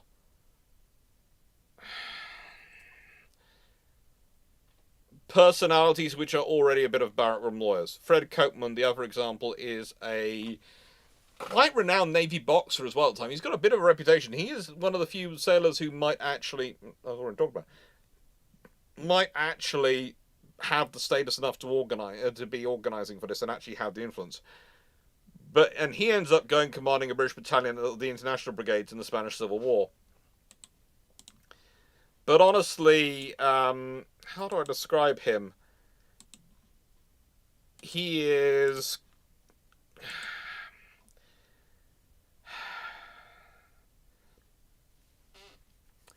Fred Copeman is the kind of guy who needs something to fight for. He is always hunting for a mission. He is always looking for a cause to protect. He had, while he was in Malta, he had done all sorts of things to do with the Maltese and some of the poverty of the Maltese people.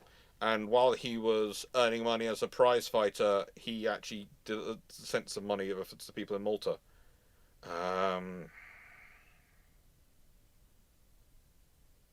He'd very nearly become an officer.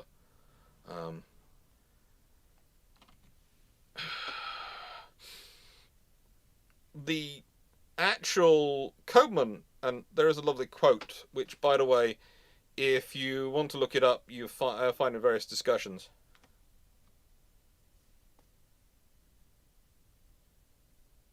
He was, he described it as something which made him understand leadership, the meaning of leadership, and the meaning of politics.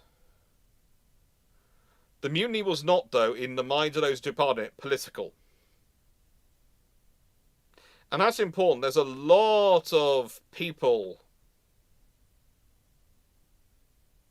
who realise that it's not a political thing. It's a money thing.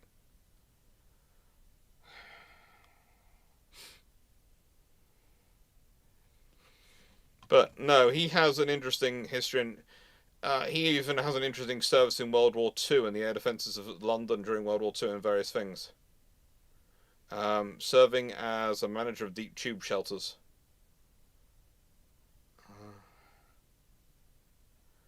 He's a interesting gent.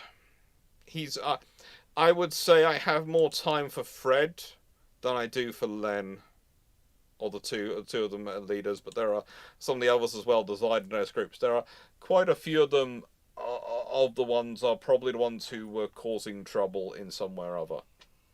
And when I say causing trouble, you can still be a good sailor and still causing trouble. A barrack room lawyer, someone who's always arguing the rules and regulations, and you need that to an extent. You do need to understand the rules and regulations, but also it tends to be in armed forces. You also need a little bit of what I would call pragmatism and common sense. In that, yeah, it might not specifically be your job to do A, B, or C. But at this current time, there are issues. So, in nicest words, please do A, B, or C. And you'll probably get a reward out of it in the air for doing it. Because the armed forces are usually fairly good on that one. But there's also a problem in that the high command back in the UK, back at headquarters in the Admiralty. I do wonder if Admiral Sir Michael Hodges had actually been at his post and hadn't been ill, if they would have had the problems. If they'd been getting the same messages from an admiral as they were from a rear admiral, would they have been a dismissive? That's an honest question to think about. Were they being dismissive because the guy sending messages through was an admiral?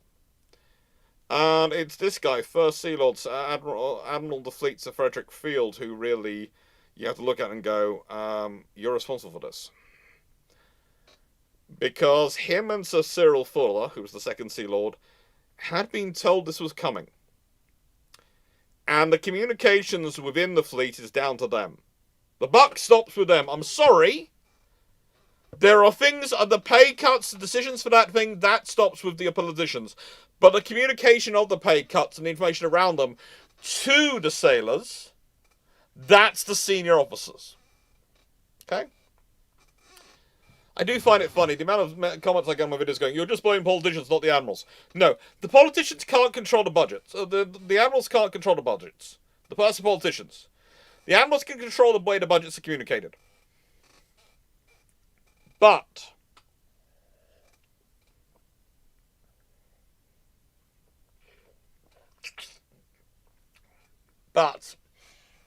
and I say this with a level of cynicism going on,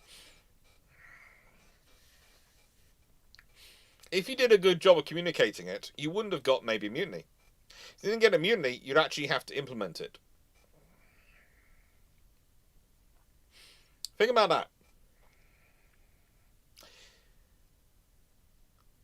Now, I cannot, of course, prove this, but I also look at Sir Frederick Field, and I look at Cyril Fuller, and I look at their careers, and they're not dense. They're not particularly officers I'd choose to be in charge at this point, but they're not dense. And there is widespread amongst the officers disgust at what they see as a pay settlement, which is unfairly affecting the youngest and newest sailors. And again, this isn't a political scenario, this is a pay scenario and a pay dispute. And you're dealing with a navy which, yes, it's out of World War I by a good 12, 13 years, depending on whether you consider it ends with the Baltic involvement 1919 or 1918. But there's enough of them who have been in the service long enough that they know bad pay causes them trouble. Bad pay long term can cause a lot of gripes, a lot of issues with retention of good sailors, but also a lot of gripes. You know, bad pay tends to mean that the sailors who are good enough to do well elsewhere will go elsewhere.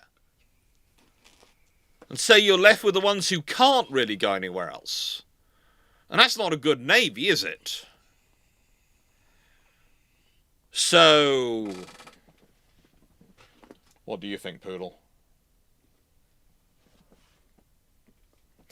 I could never prove this. And that's why I had to say I am kind of interested in one of the videos coming up, which is going to be, if we go back right to the beginning and someone stops pouring me on the side, what 5 topics would you disagree with most or all other naval historians and why? It's some things like this. It's like the Invergordon mutiny. I could never prove that the flubbing of communication, the absolute complete clusterfudge of communication that the Admiralty makes of it, is on purpose. But by non-political meaning, it would happen regardless of who was in government, just for commotion. Yes, whoever was in government, well, if whoever's government had done this would have got this problem. It's a pay issue. It's we need to be paid properly. And there was something which was a bit of a, I would say also, for some of the sailors, the fact it was being done by a Labour Prime Minister was a bit of a kick in the teeth. Because they expected if anyone was going to be on the side of the working class and look after them, it would be the office, it would be the Labour Party. They're supposed to be looking after them. And they're the ones cutting their pay by 25%. So it kind of is a case of, if it had been the Conservatives or the Liberals, to an extent, they would have half expected it. But Labour Party, they really didn't see it coming.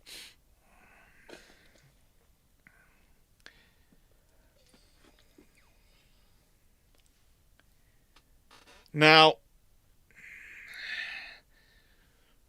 when you're dealing with this, the officers are sort of going, it's causing us problems. Now, Wilfred Tompkins, our Rear Admiral Wilfred Tompkinson would say that he was maligned after it, and he was certainly not felt to have gone too easy on the how do I put this, on the sailors. But there's also the fact that if you look at his career, whilst yes he was commanding the battlecruiser squadron, Tompkinson wasn't really in line for any of the fleet commands. He was basically reaching his ceiling as the commander of the battlecruiser squadron, and he gets the vice admiral in that role.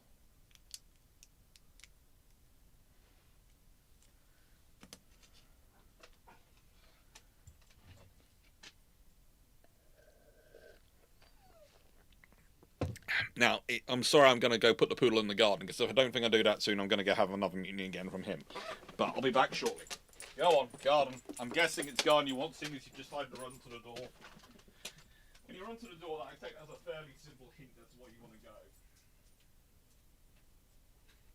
Riley, going garden.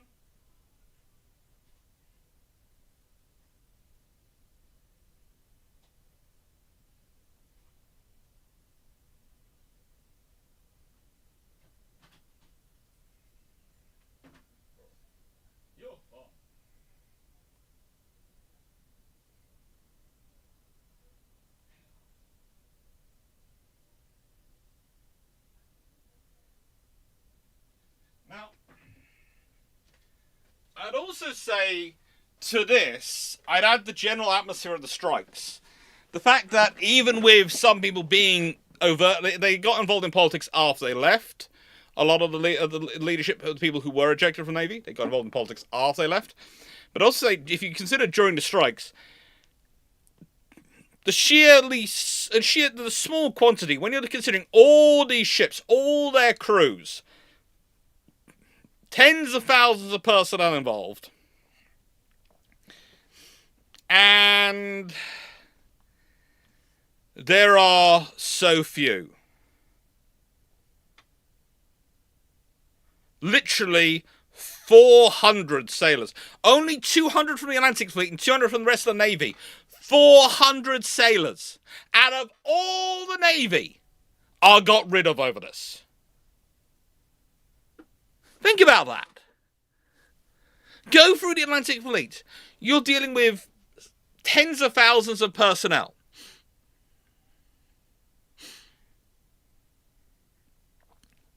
And it's like it's 200 from there, so it's less than 1% of the fleet. Less than 1%. I mean, look at the pictures and the cheering sailors and all the things going on, and they've got a piano from somewhere, and they get that up, and the chiefs and the officers are honestly not involved, Gov. Now, the thing is, again, you don't need to have a level of organisation. This is the point at which you would go, well, show me the proof of organisation. It's not such organisation as in the officers and the NCOs agree the sailors are getting the bum rush on this front, and they don't want them to. And so they are letting the sailors have an opportunity for their voices to be heard. And then you've got the fact that the fleet gets organised quite so quickly to go home. It goes from mutinous to the point of disaster on the morning of the 16th to sailing home pleasantly on the evening of the 16th. Now, that would be pretty difficult if the men felt it was an us versus them scenario with their officers, wouldn't it? That wouldn't exactly work. If you consider the events and all the things, if it had become a us versus them, with the officers being nasty guys and us being the innocents who are being cruelly suffering, that's not going to work that well. It's going to cause trouble. There are going to be issues. You're not going to get that level of discipline to sail the ship. And these ships are not easy to sail. They're big, several thousand-ton warships.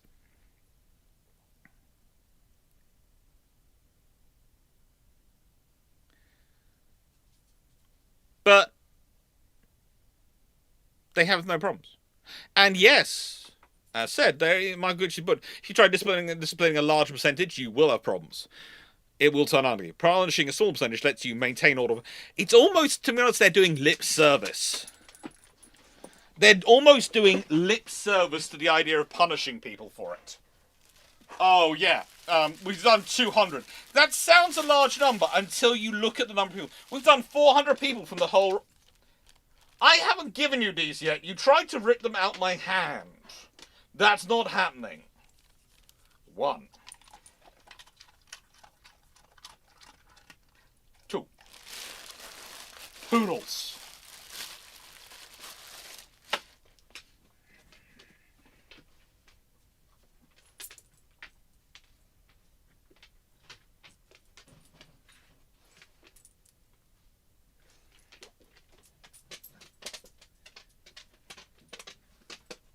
And then when you start looking at it, you go, it's not everyone who was a member of a sailors' committee. Not everyone who gave speeches gets kicked out.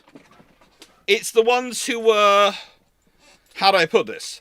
The ones who seem to have had arguments with the chiefs and got into issues with the chiefs who seem to end up getting gone.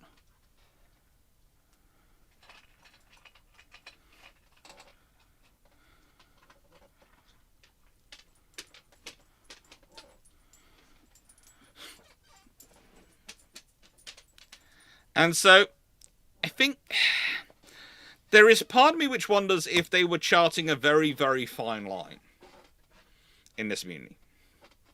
A very, very fine line. There's also the fact that when we consider it, despite the Admiralty's messages, on the Admiralty's recommendation, because they're being held to it, the Cabinet accept Thompson's recommendations to the letter.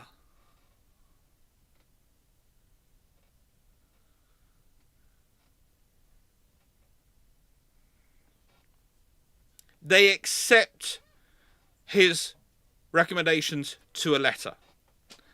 And then, whilst there's been that sorts out the run on the London Stock Exchange, which would force it. By the way, this is one of the events which leads to Britain being forced off the gold standard in September 1931. This event. Because Britain was considered to be a power because of its navy. If its navy's in rebellion, there's problems. Now, Admiral Tompkinson is held accountable for the mutiny, but he still gets made a vice admiral, and he is officially blamed for failing to punish dissidents at the first protest, but he wasn't getting probably any more senior, and he leaves the navy. Not in disgrace. He serves out his time. He's not getting promoted any further. Again, I can't point to it, but also, let's be honest. The full admiral was sick, and so it's a relatively junior rear admiral who's not got much of a chance of promotion who is in charge when it happens.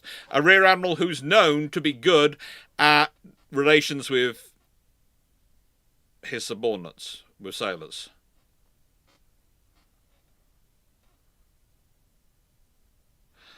It's not so much a conspiracy theory as, if I was going to say, when you consider all the things that happen, the stars kind of aligned in the Naval Admiralty's favour to for everything to work out in a way which was good for long-term harmoniousness of the fleet.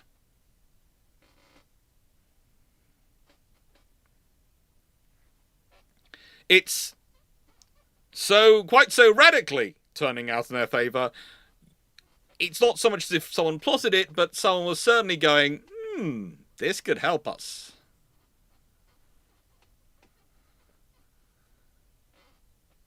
Can you prove it? No. And if you look up the Invergordon Mutiny, you'll find all sorts of information about those 200. You'll find all sorts of things to focus in on. There's lots of information around to focus in on, which gives it a lot of plausibility. But then you look at the actual contents of the events and what those thousands of people were doing. And let's think about that from the beginning. Think about all those ships involved. Even if we just go to ones that arrived on the 11th of September, you have...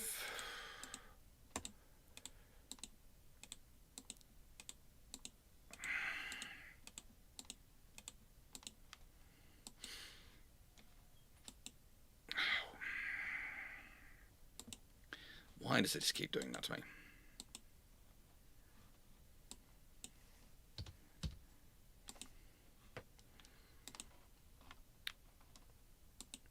Hood, her crew, under normal circumstances, is roughly 1,500 personnel. Adventure, her crew, 400. So we're already up to 2,000. Dorsetshire, her crew, again, nearly 600. So that's nearly 2,600, let's say. Malaya, her crew, about 1,300. So we're up to 4,000. Then Norfolk, that's another... What can we say? 710, so 4,700. Repulse, her crew, another 1,300. So, we're now up to what? Best part of 5,000. Rodney. And how many crew does she have? Oh, yes, another 1,300. 6,500, roughly, we're up to. Valiant. What's her crew? Another 1,200, so 7,000. You see what I mean? Once you start going, add in Warspite. Her crew, roughly... as flagship, roughly 1,300. York, crew, 630. It's just massive, and there's more ships, and there's destroyers and everything. Yeah, you are dealing with well in excess of 10,000 personnel there. Well in excess of 10,000. And only 200 of all the sailors, all the issues, only 200 are judged to have done anything bad enough that they actually get kicked out of the Navy.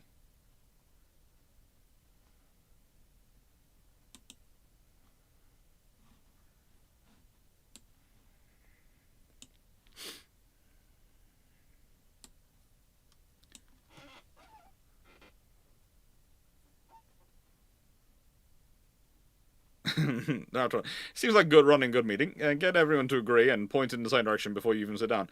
Yeah. It's one of those scenarios where you're almost sitting there going, it works out so well. As said, it smells. So we have the 1919 issues, which are demobilization, largely, and food. And again, they're a legacy of World War One. And you have the the Invergordon mutiny, which is such a massed mutiny, such a quantity of organisation. Again, who are telling the officers that the crews won't take orders? We're going to see it's going to be the chiefs, who are acting the intermediaries the whole time. The chiefs. The chiefs need there to be. For the chiefs to act as intermediaries, then they need the sailors to have a committee, right? So the sailors get a committee. Chiefs go to the sailors' committee, then then they go to the officers. They tell them what they need to do, and they translate it. And the chiefs are probably the ones organising. And you start looking to go. At some points, some of the pictures taken during this event, during this scenario, the crews were actually cleaning their own decks. They were all doing all sorts of things. Oh, and Garrett, we found out who the truly rotten eggs were before things really got bad. That is an advantage. You got rid of the ones who could be really problematic.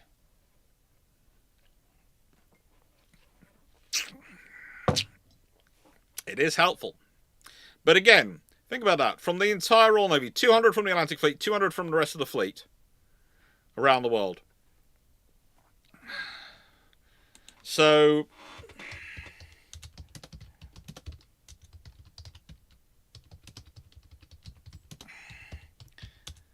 I'm just looking up how big the Royal Navy was in 1931. The Royal Navy in 1931 was roughly 100,000 personnel. About this is the discussion between 97.5 to 102, because there's the authorized strength, but there's also the training strength and various other things. So of those, in a mass mutiny, 400.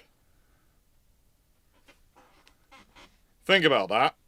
In what is considered one of the biggest mutinies the Royal Navy faces, we have... Okay, I'm just gonna...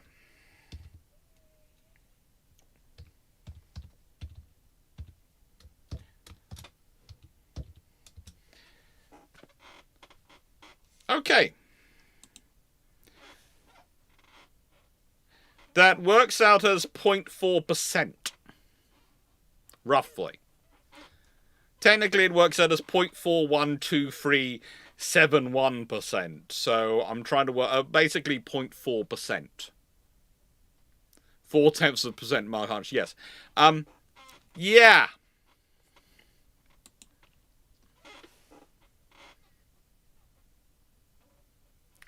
And most of those people who went were those were able seamen.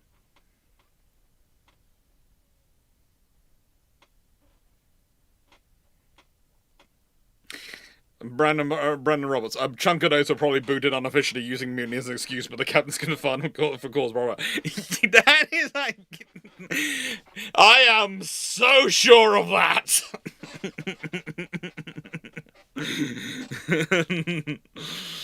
They had a legitimate reason finally to get rid of an annoying person. They got rid of them.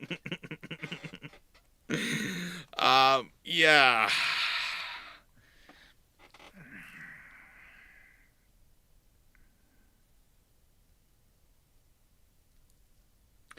Now, there were reductions, and by 1932 it's dropped to, with other people retiring, etc., and reducing the recruitment, it does drop to 92,000 by 1932.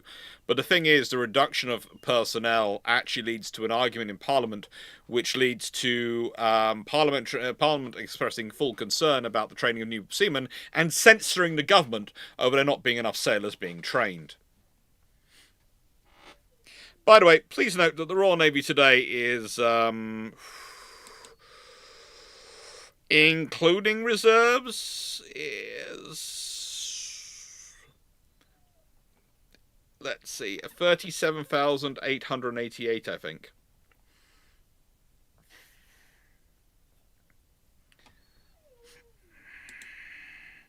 Yeah, 32,000 regulars, 3,210 in the volunteer reserves, and roughly 2,500 in Marines, I think is what it is, roughly, for the Royal Navy and for naval services in the UK. So the naval services are now roughly a third, well, just over a third of what they were in 1931.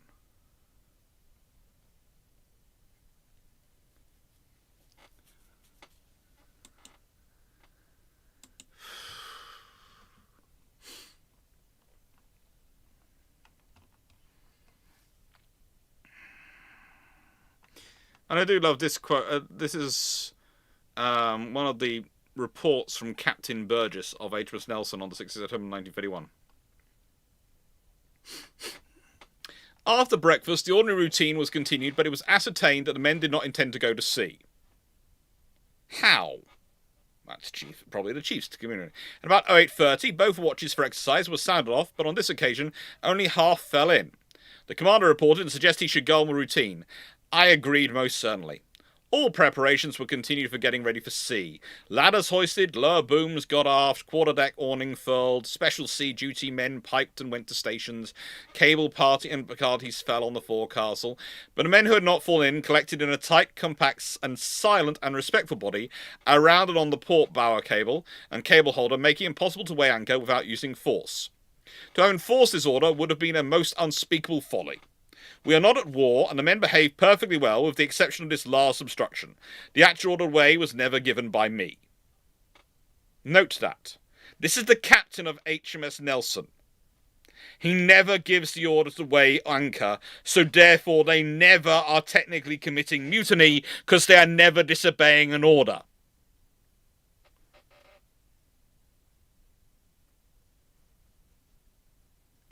Take care, KVG.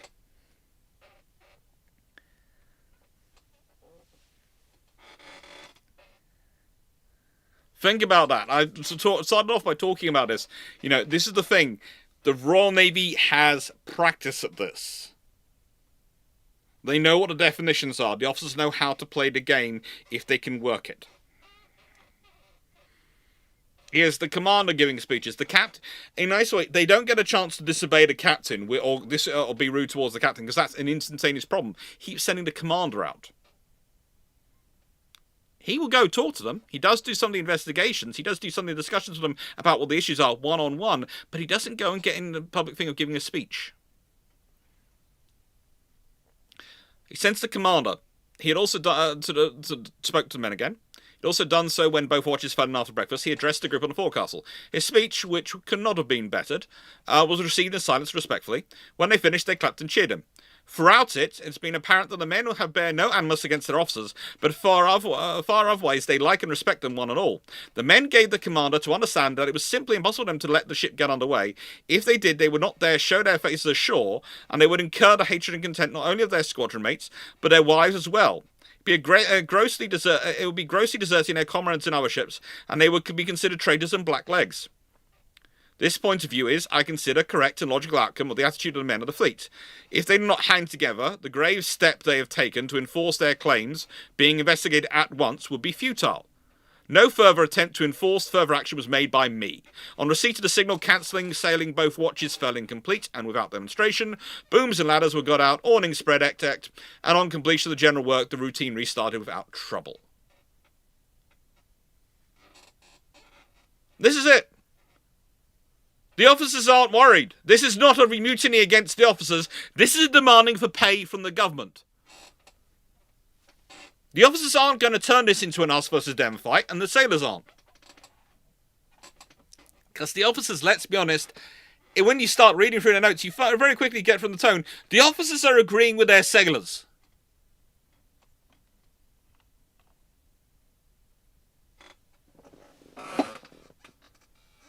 So yes, I'm fairly certain the ones who were got rid of were ones who were actually causing trouble in other ways. But let's go see the questions. The officers were also getting a pay cut, yes.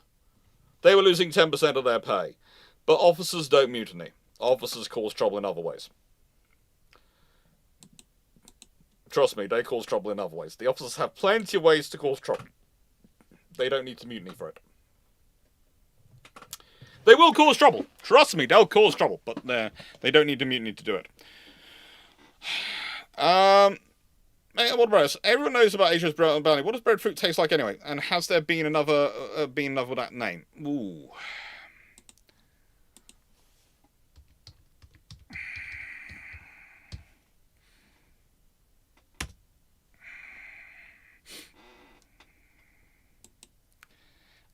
It's a member of the mulberry and jackfruit family, apparently.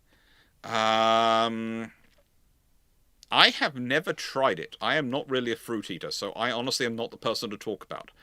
But apparently, when cooked, it tastes similar to freshly baked bread and has a potato, with a sort of potato-style flavouring. Again, I'm not the person to talk to. If you want to talk about venison, I can tell you what kangaroo tastes like. Very gamey version of a very gamey version of sort of lamb.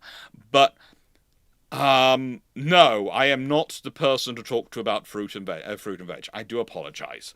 That's not really my wheelhouse. Yeah.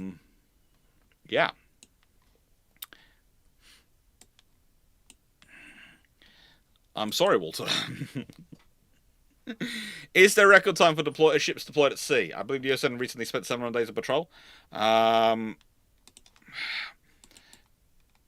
we all know, one of the things I hate is record deployment times, but yeah.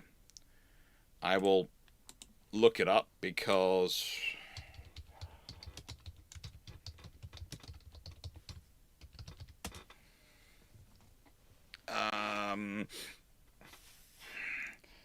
Gerald Ford spent 9 months on patrol, has done that. Nimitz had previously 341 days. There are individual warships which have done 700-ish days.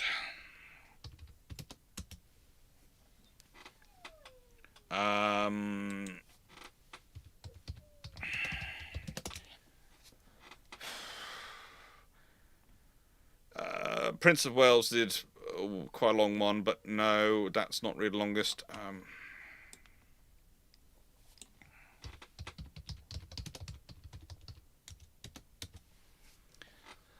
The record for the Royal Navy in terms of submarine patrols was 204 days, which was for the continuous at-sea deterrence, because of an issue with the dry docks, which meant that the submarines couldn't be rotated through as they probably were supposed to be. And that's what's causing them. The patrols are supposed to be designed, the subs were designed for 3 to 4 month patrols. Now they're getting old, they're doing over 6 month plus patrols. And that is stupid. That is really, really not sensible, but that's what we're having to do because of infrastructure. Audacious is spending 363 days away, and that's the planned trip before she even leaves. Yeah.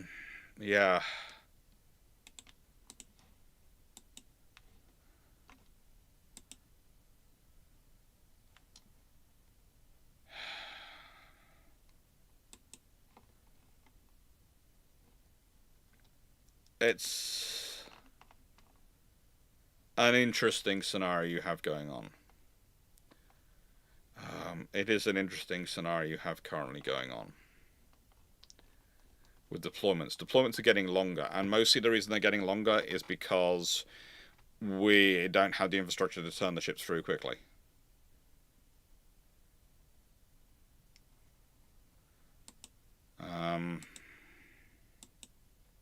Yeah. Things are in trouble.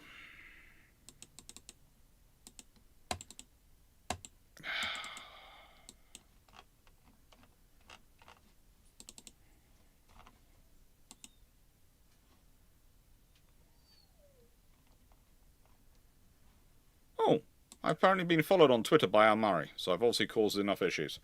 But yeah, Age of Sail blockades are well, they're sort of longer but shorter as well, because they don't always stay throughout the whole year, because let's be honest, there are periods of the year where frankly you're not getting in and out of Brest.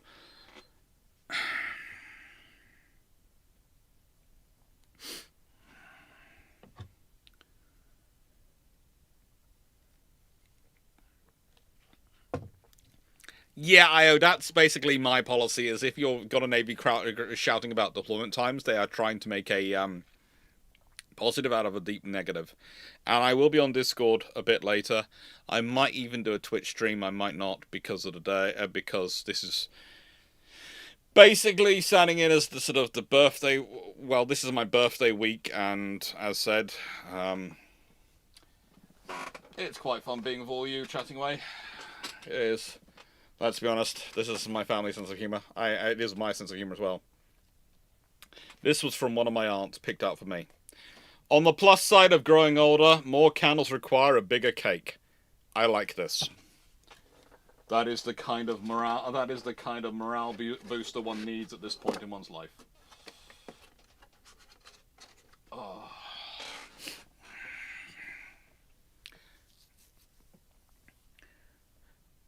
You know, that's the trouble is, we've talked about this over before, and I'm going to do a video about infrastructure, about how do you keep a navy at sea, what do you need, and it basically goes to spare parts, it's training, it's personnel ashore, it's all sorts of things you need rotating through the system, and they've kept making cuts those bits while trying to pretend they've not affected a T-farm, and at a certain point it does start to show.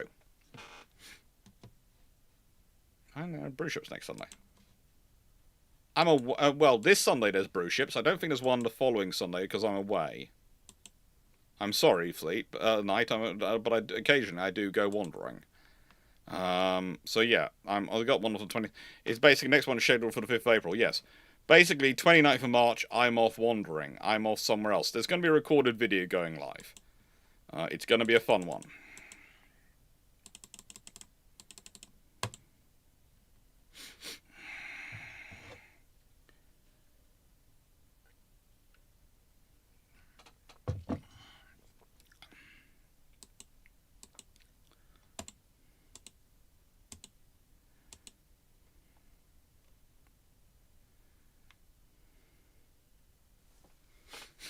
Ay, caramba.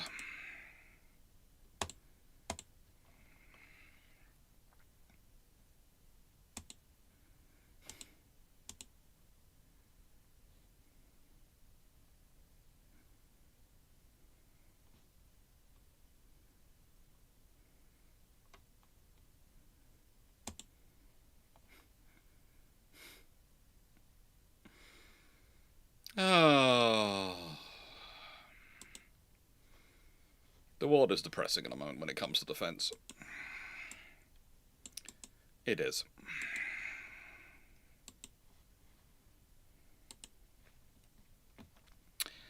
So, has there ever been a mutiny to prevent an officer committing a war crime in the Royal Navy? Nope.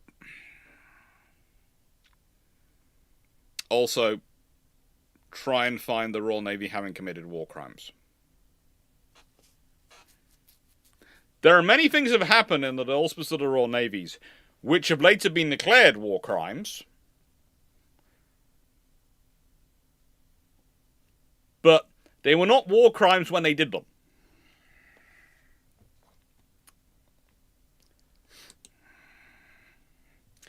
Michael Cooch, when the Geeds Axe fell, was there any mutiny lied even amongst the officers?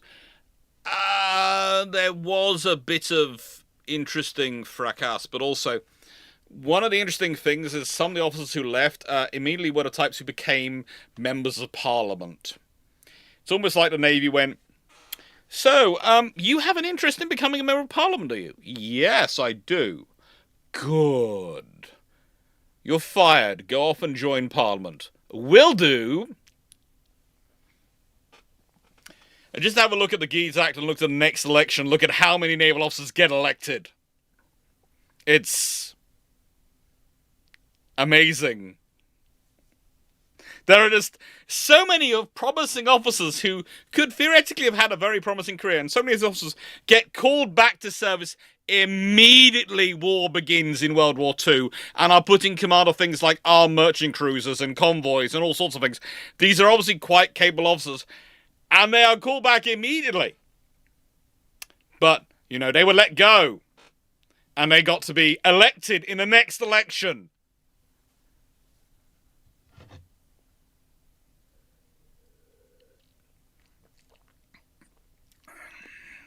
My coach, wasn't there a Q ship captain refusing to pick up sunk U-boat crew? It's an interesting one.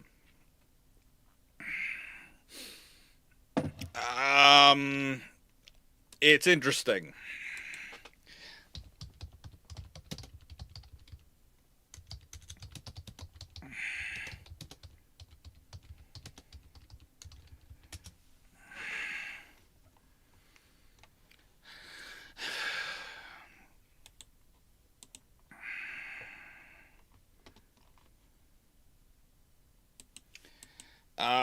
It's one of those scenarios where you go, what happens?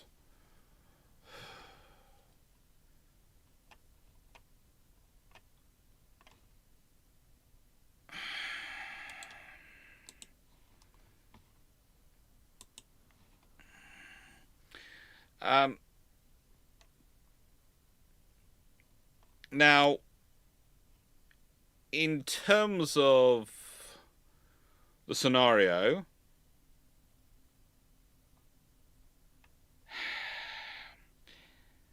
yeah, it's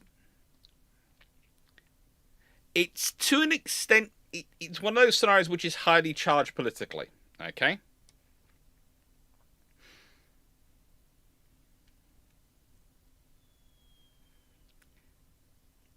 He's quite a well-recommended officer who's done quite a few things correctly before he is complained at. So it's a scenario which,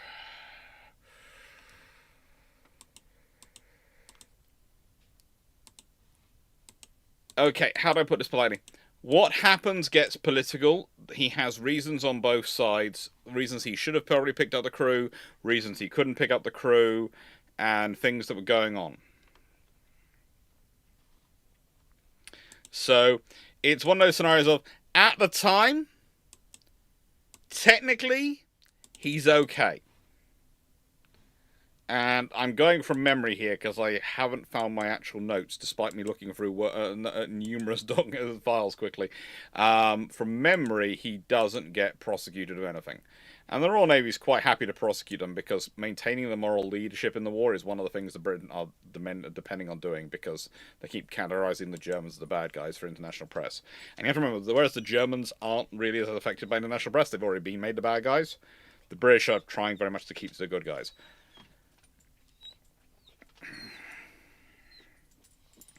And it's I think the first time it's, you know, they get away with it.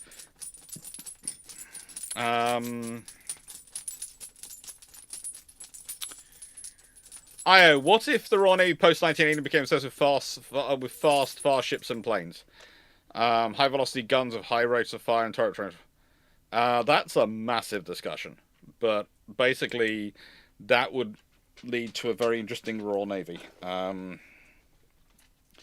do end up focusing on the 15-inch 50s, because that's a high-velocity gun.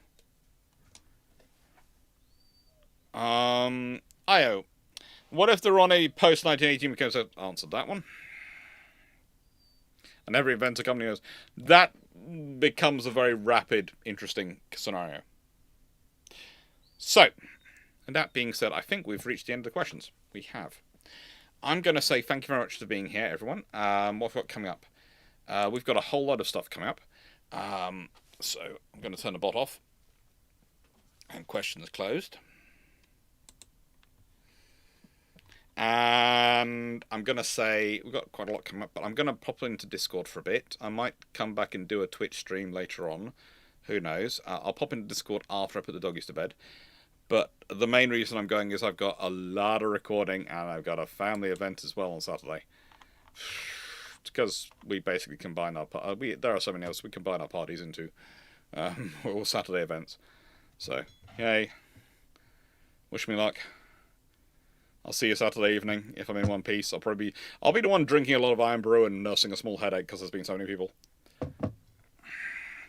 Azure lane questions are fine for Sunday. I'm gonna check what form of brew ships it is on Sunday.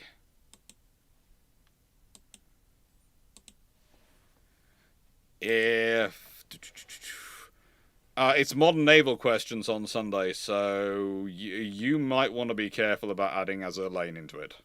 Knight, you might want to save them for 238.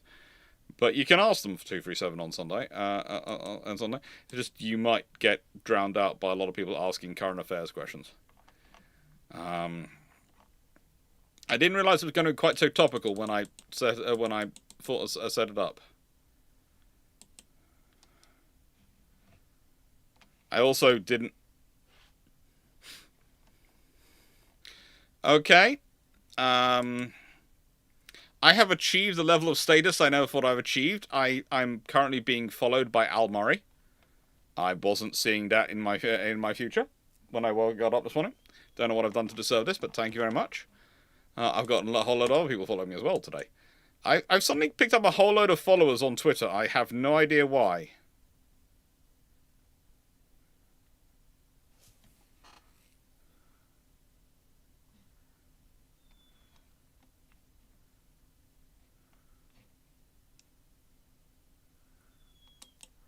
Anyway, thank you very much, everyone. Take care, and hope you had fun.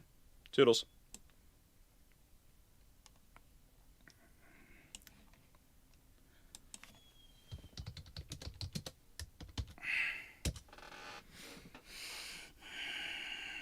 And if you like the video, please do like, share, and subscribe. It really does help the channel grow. Thank you.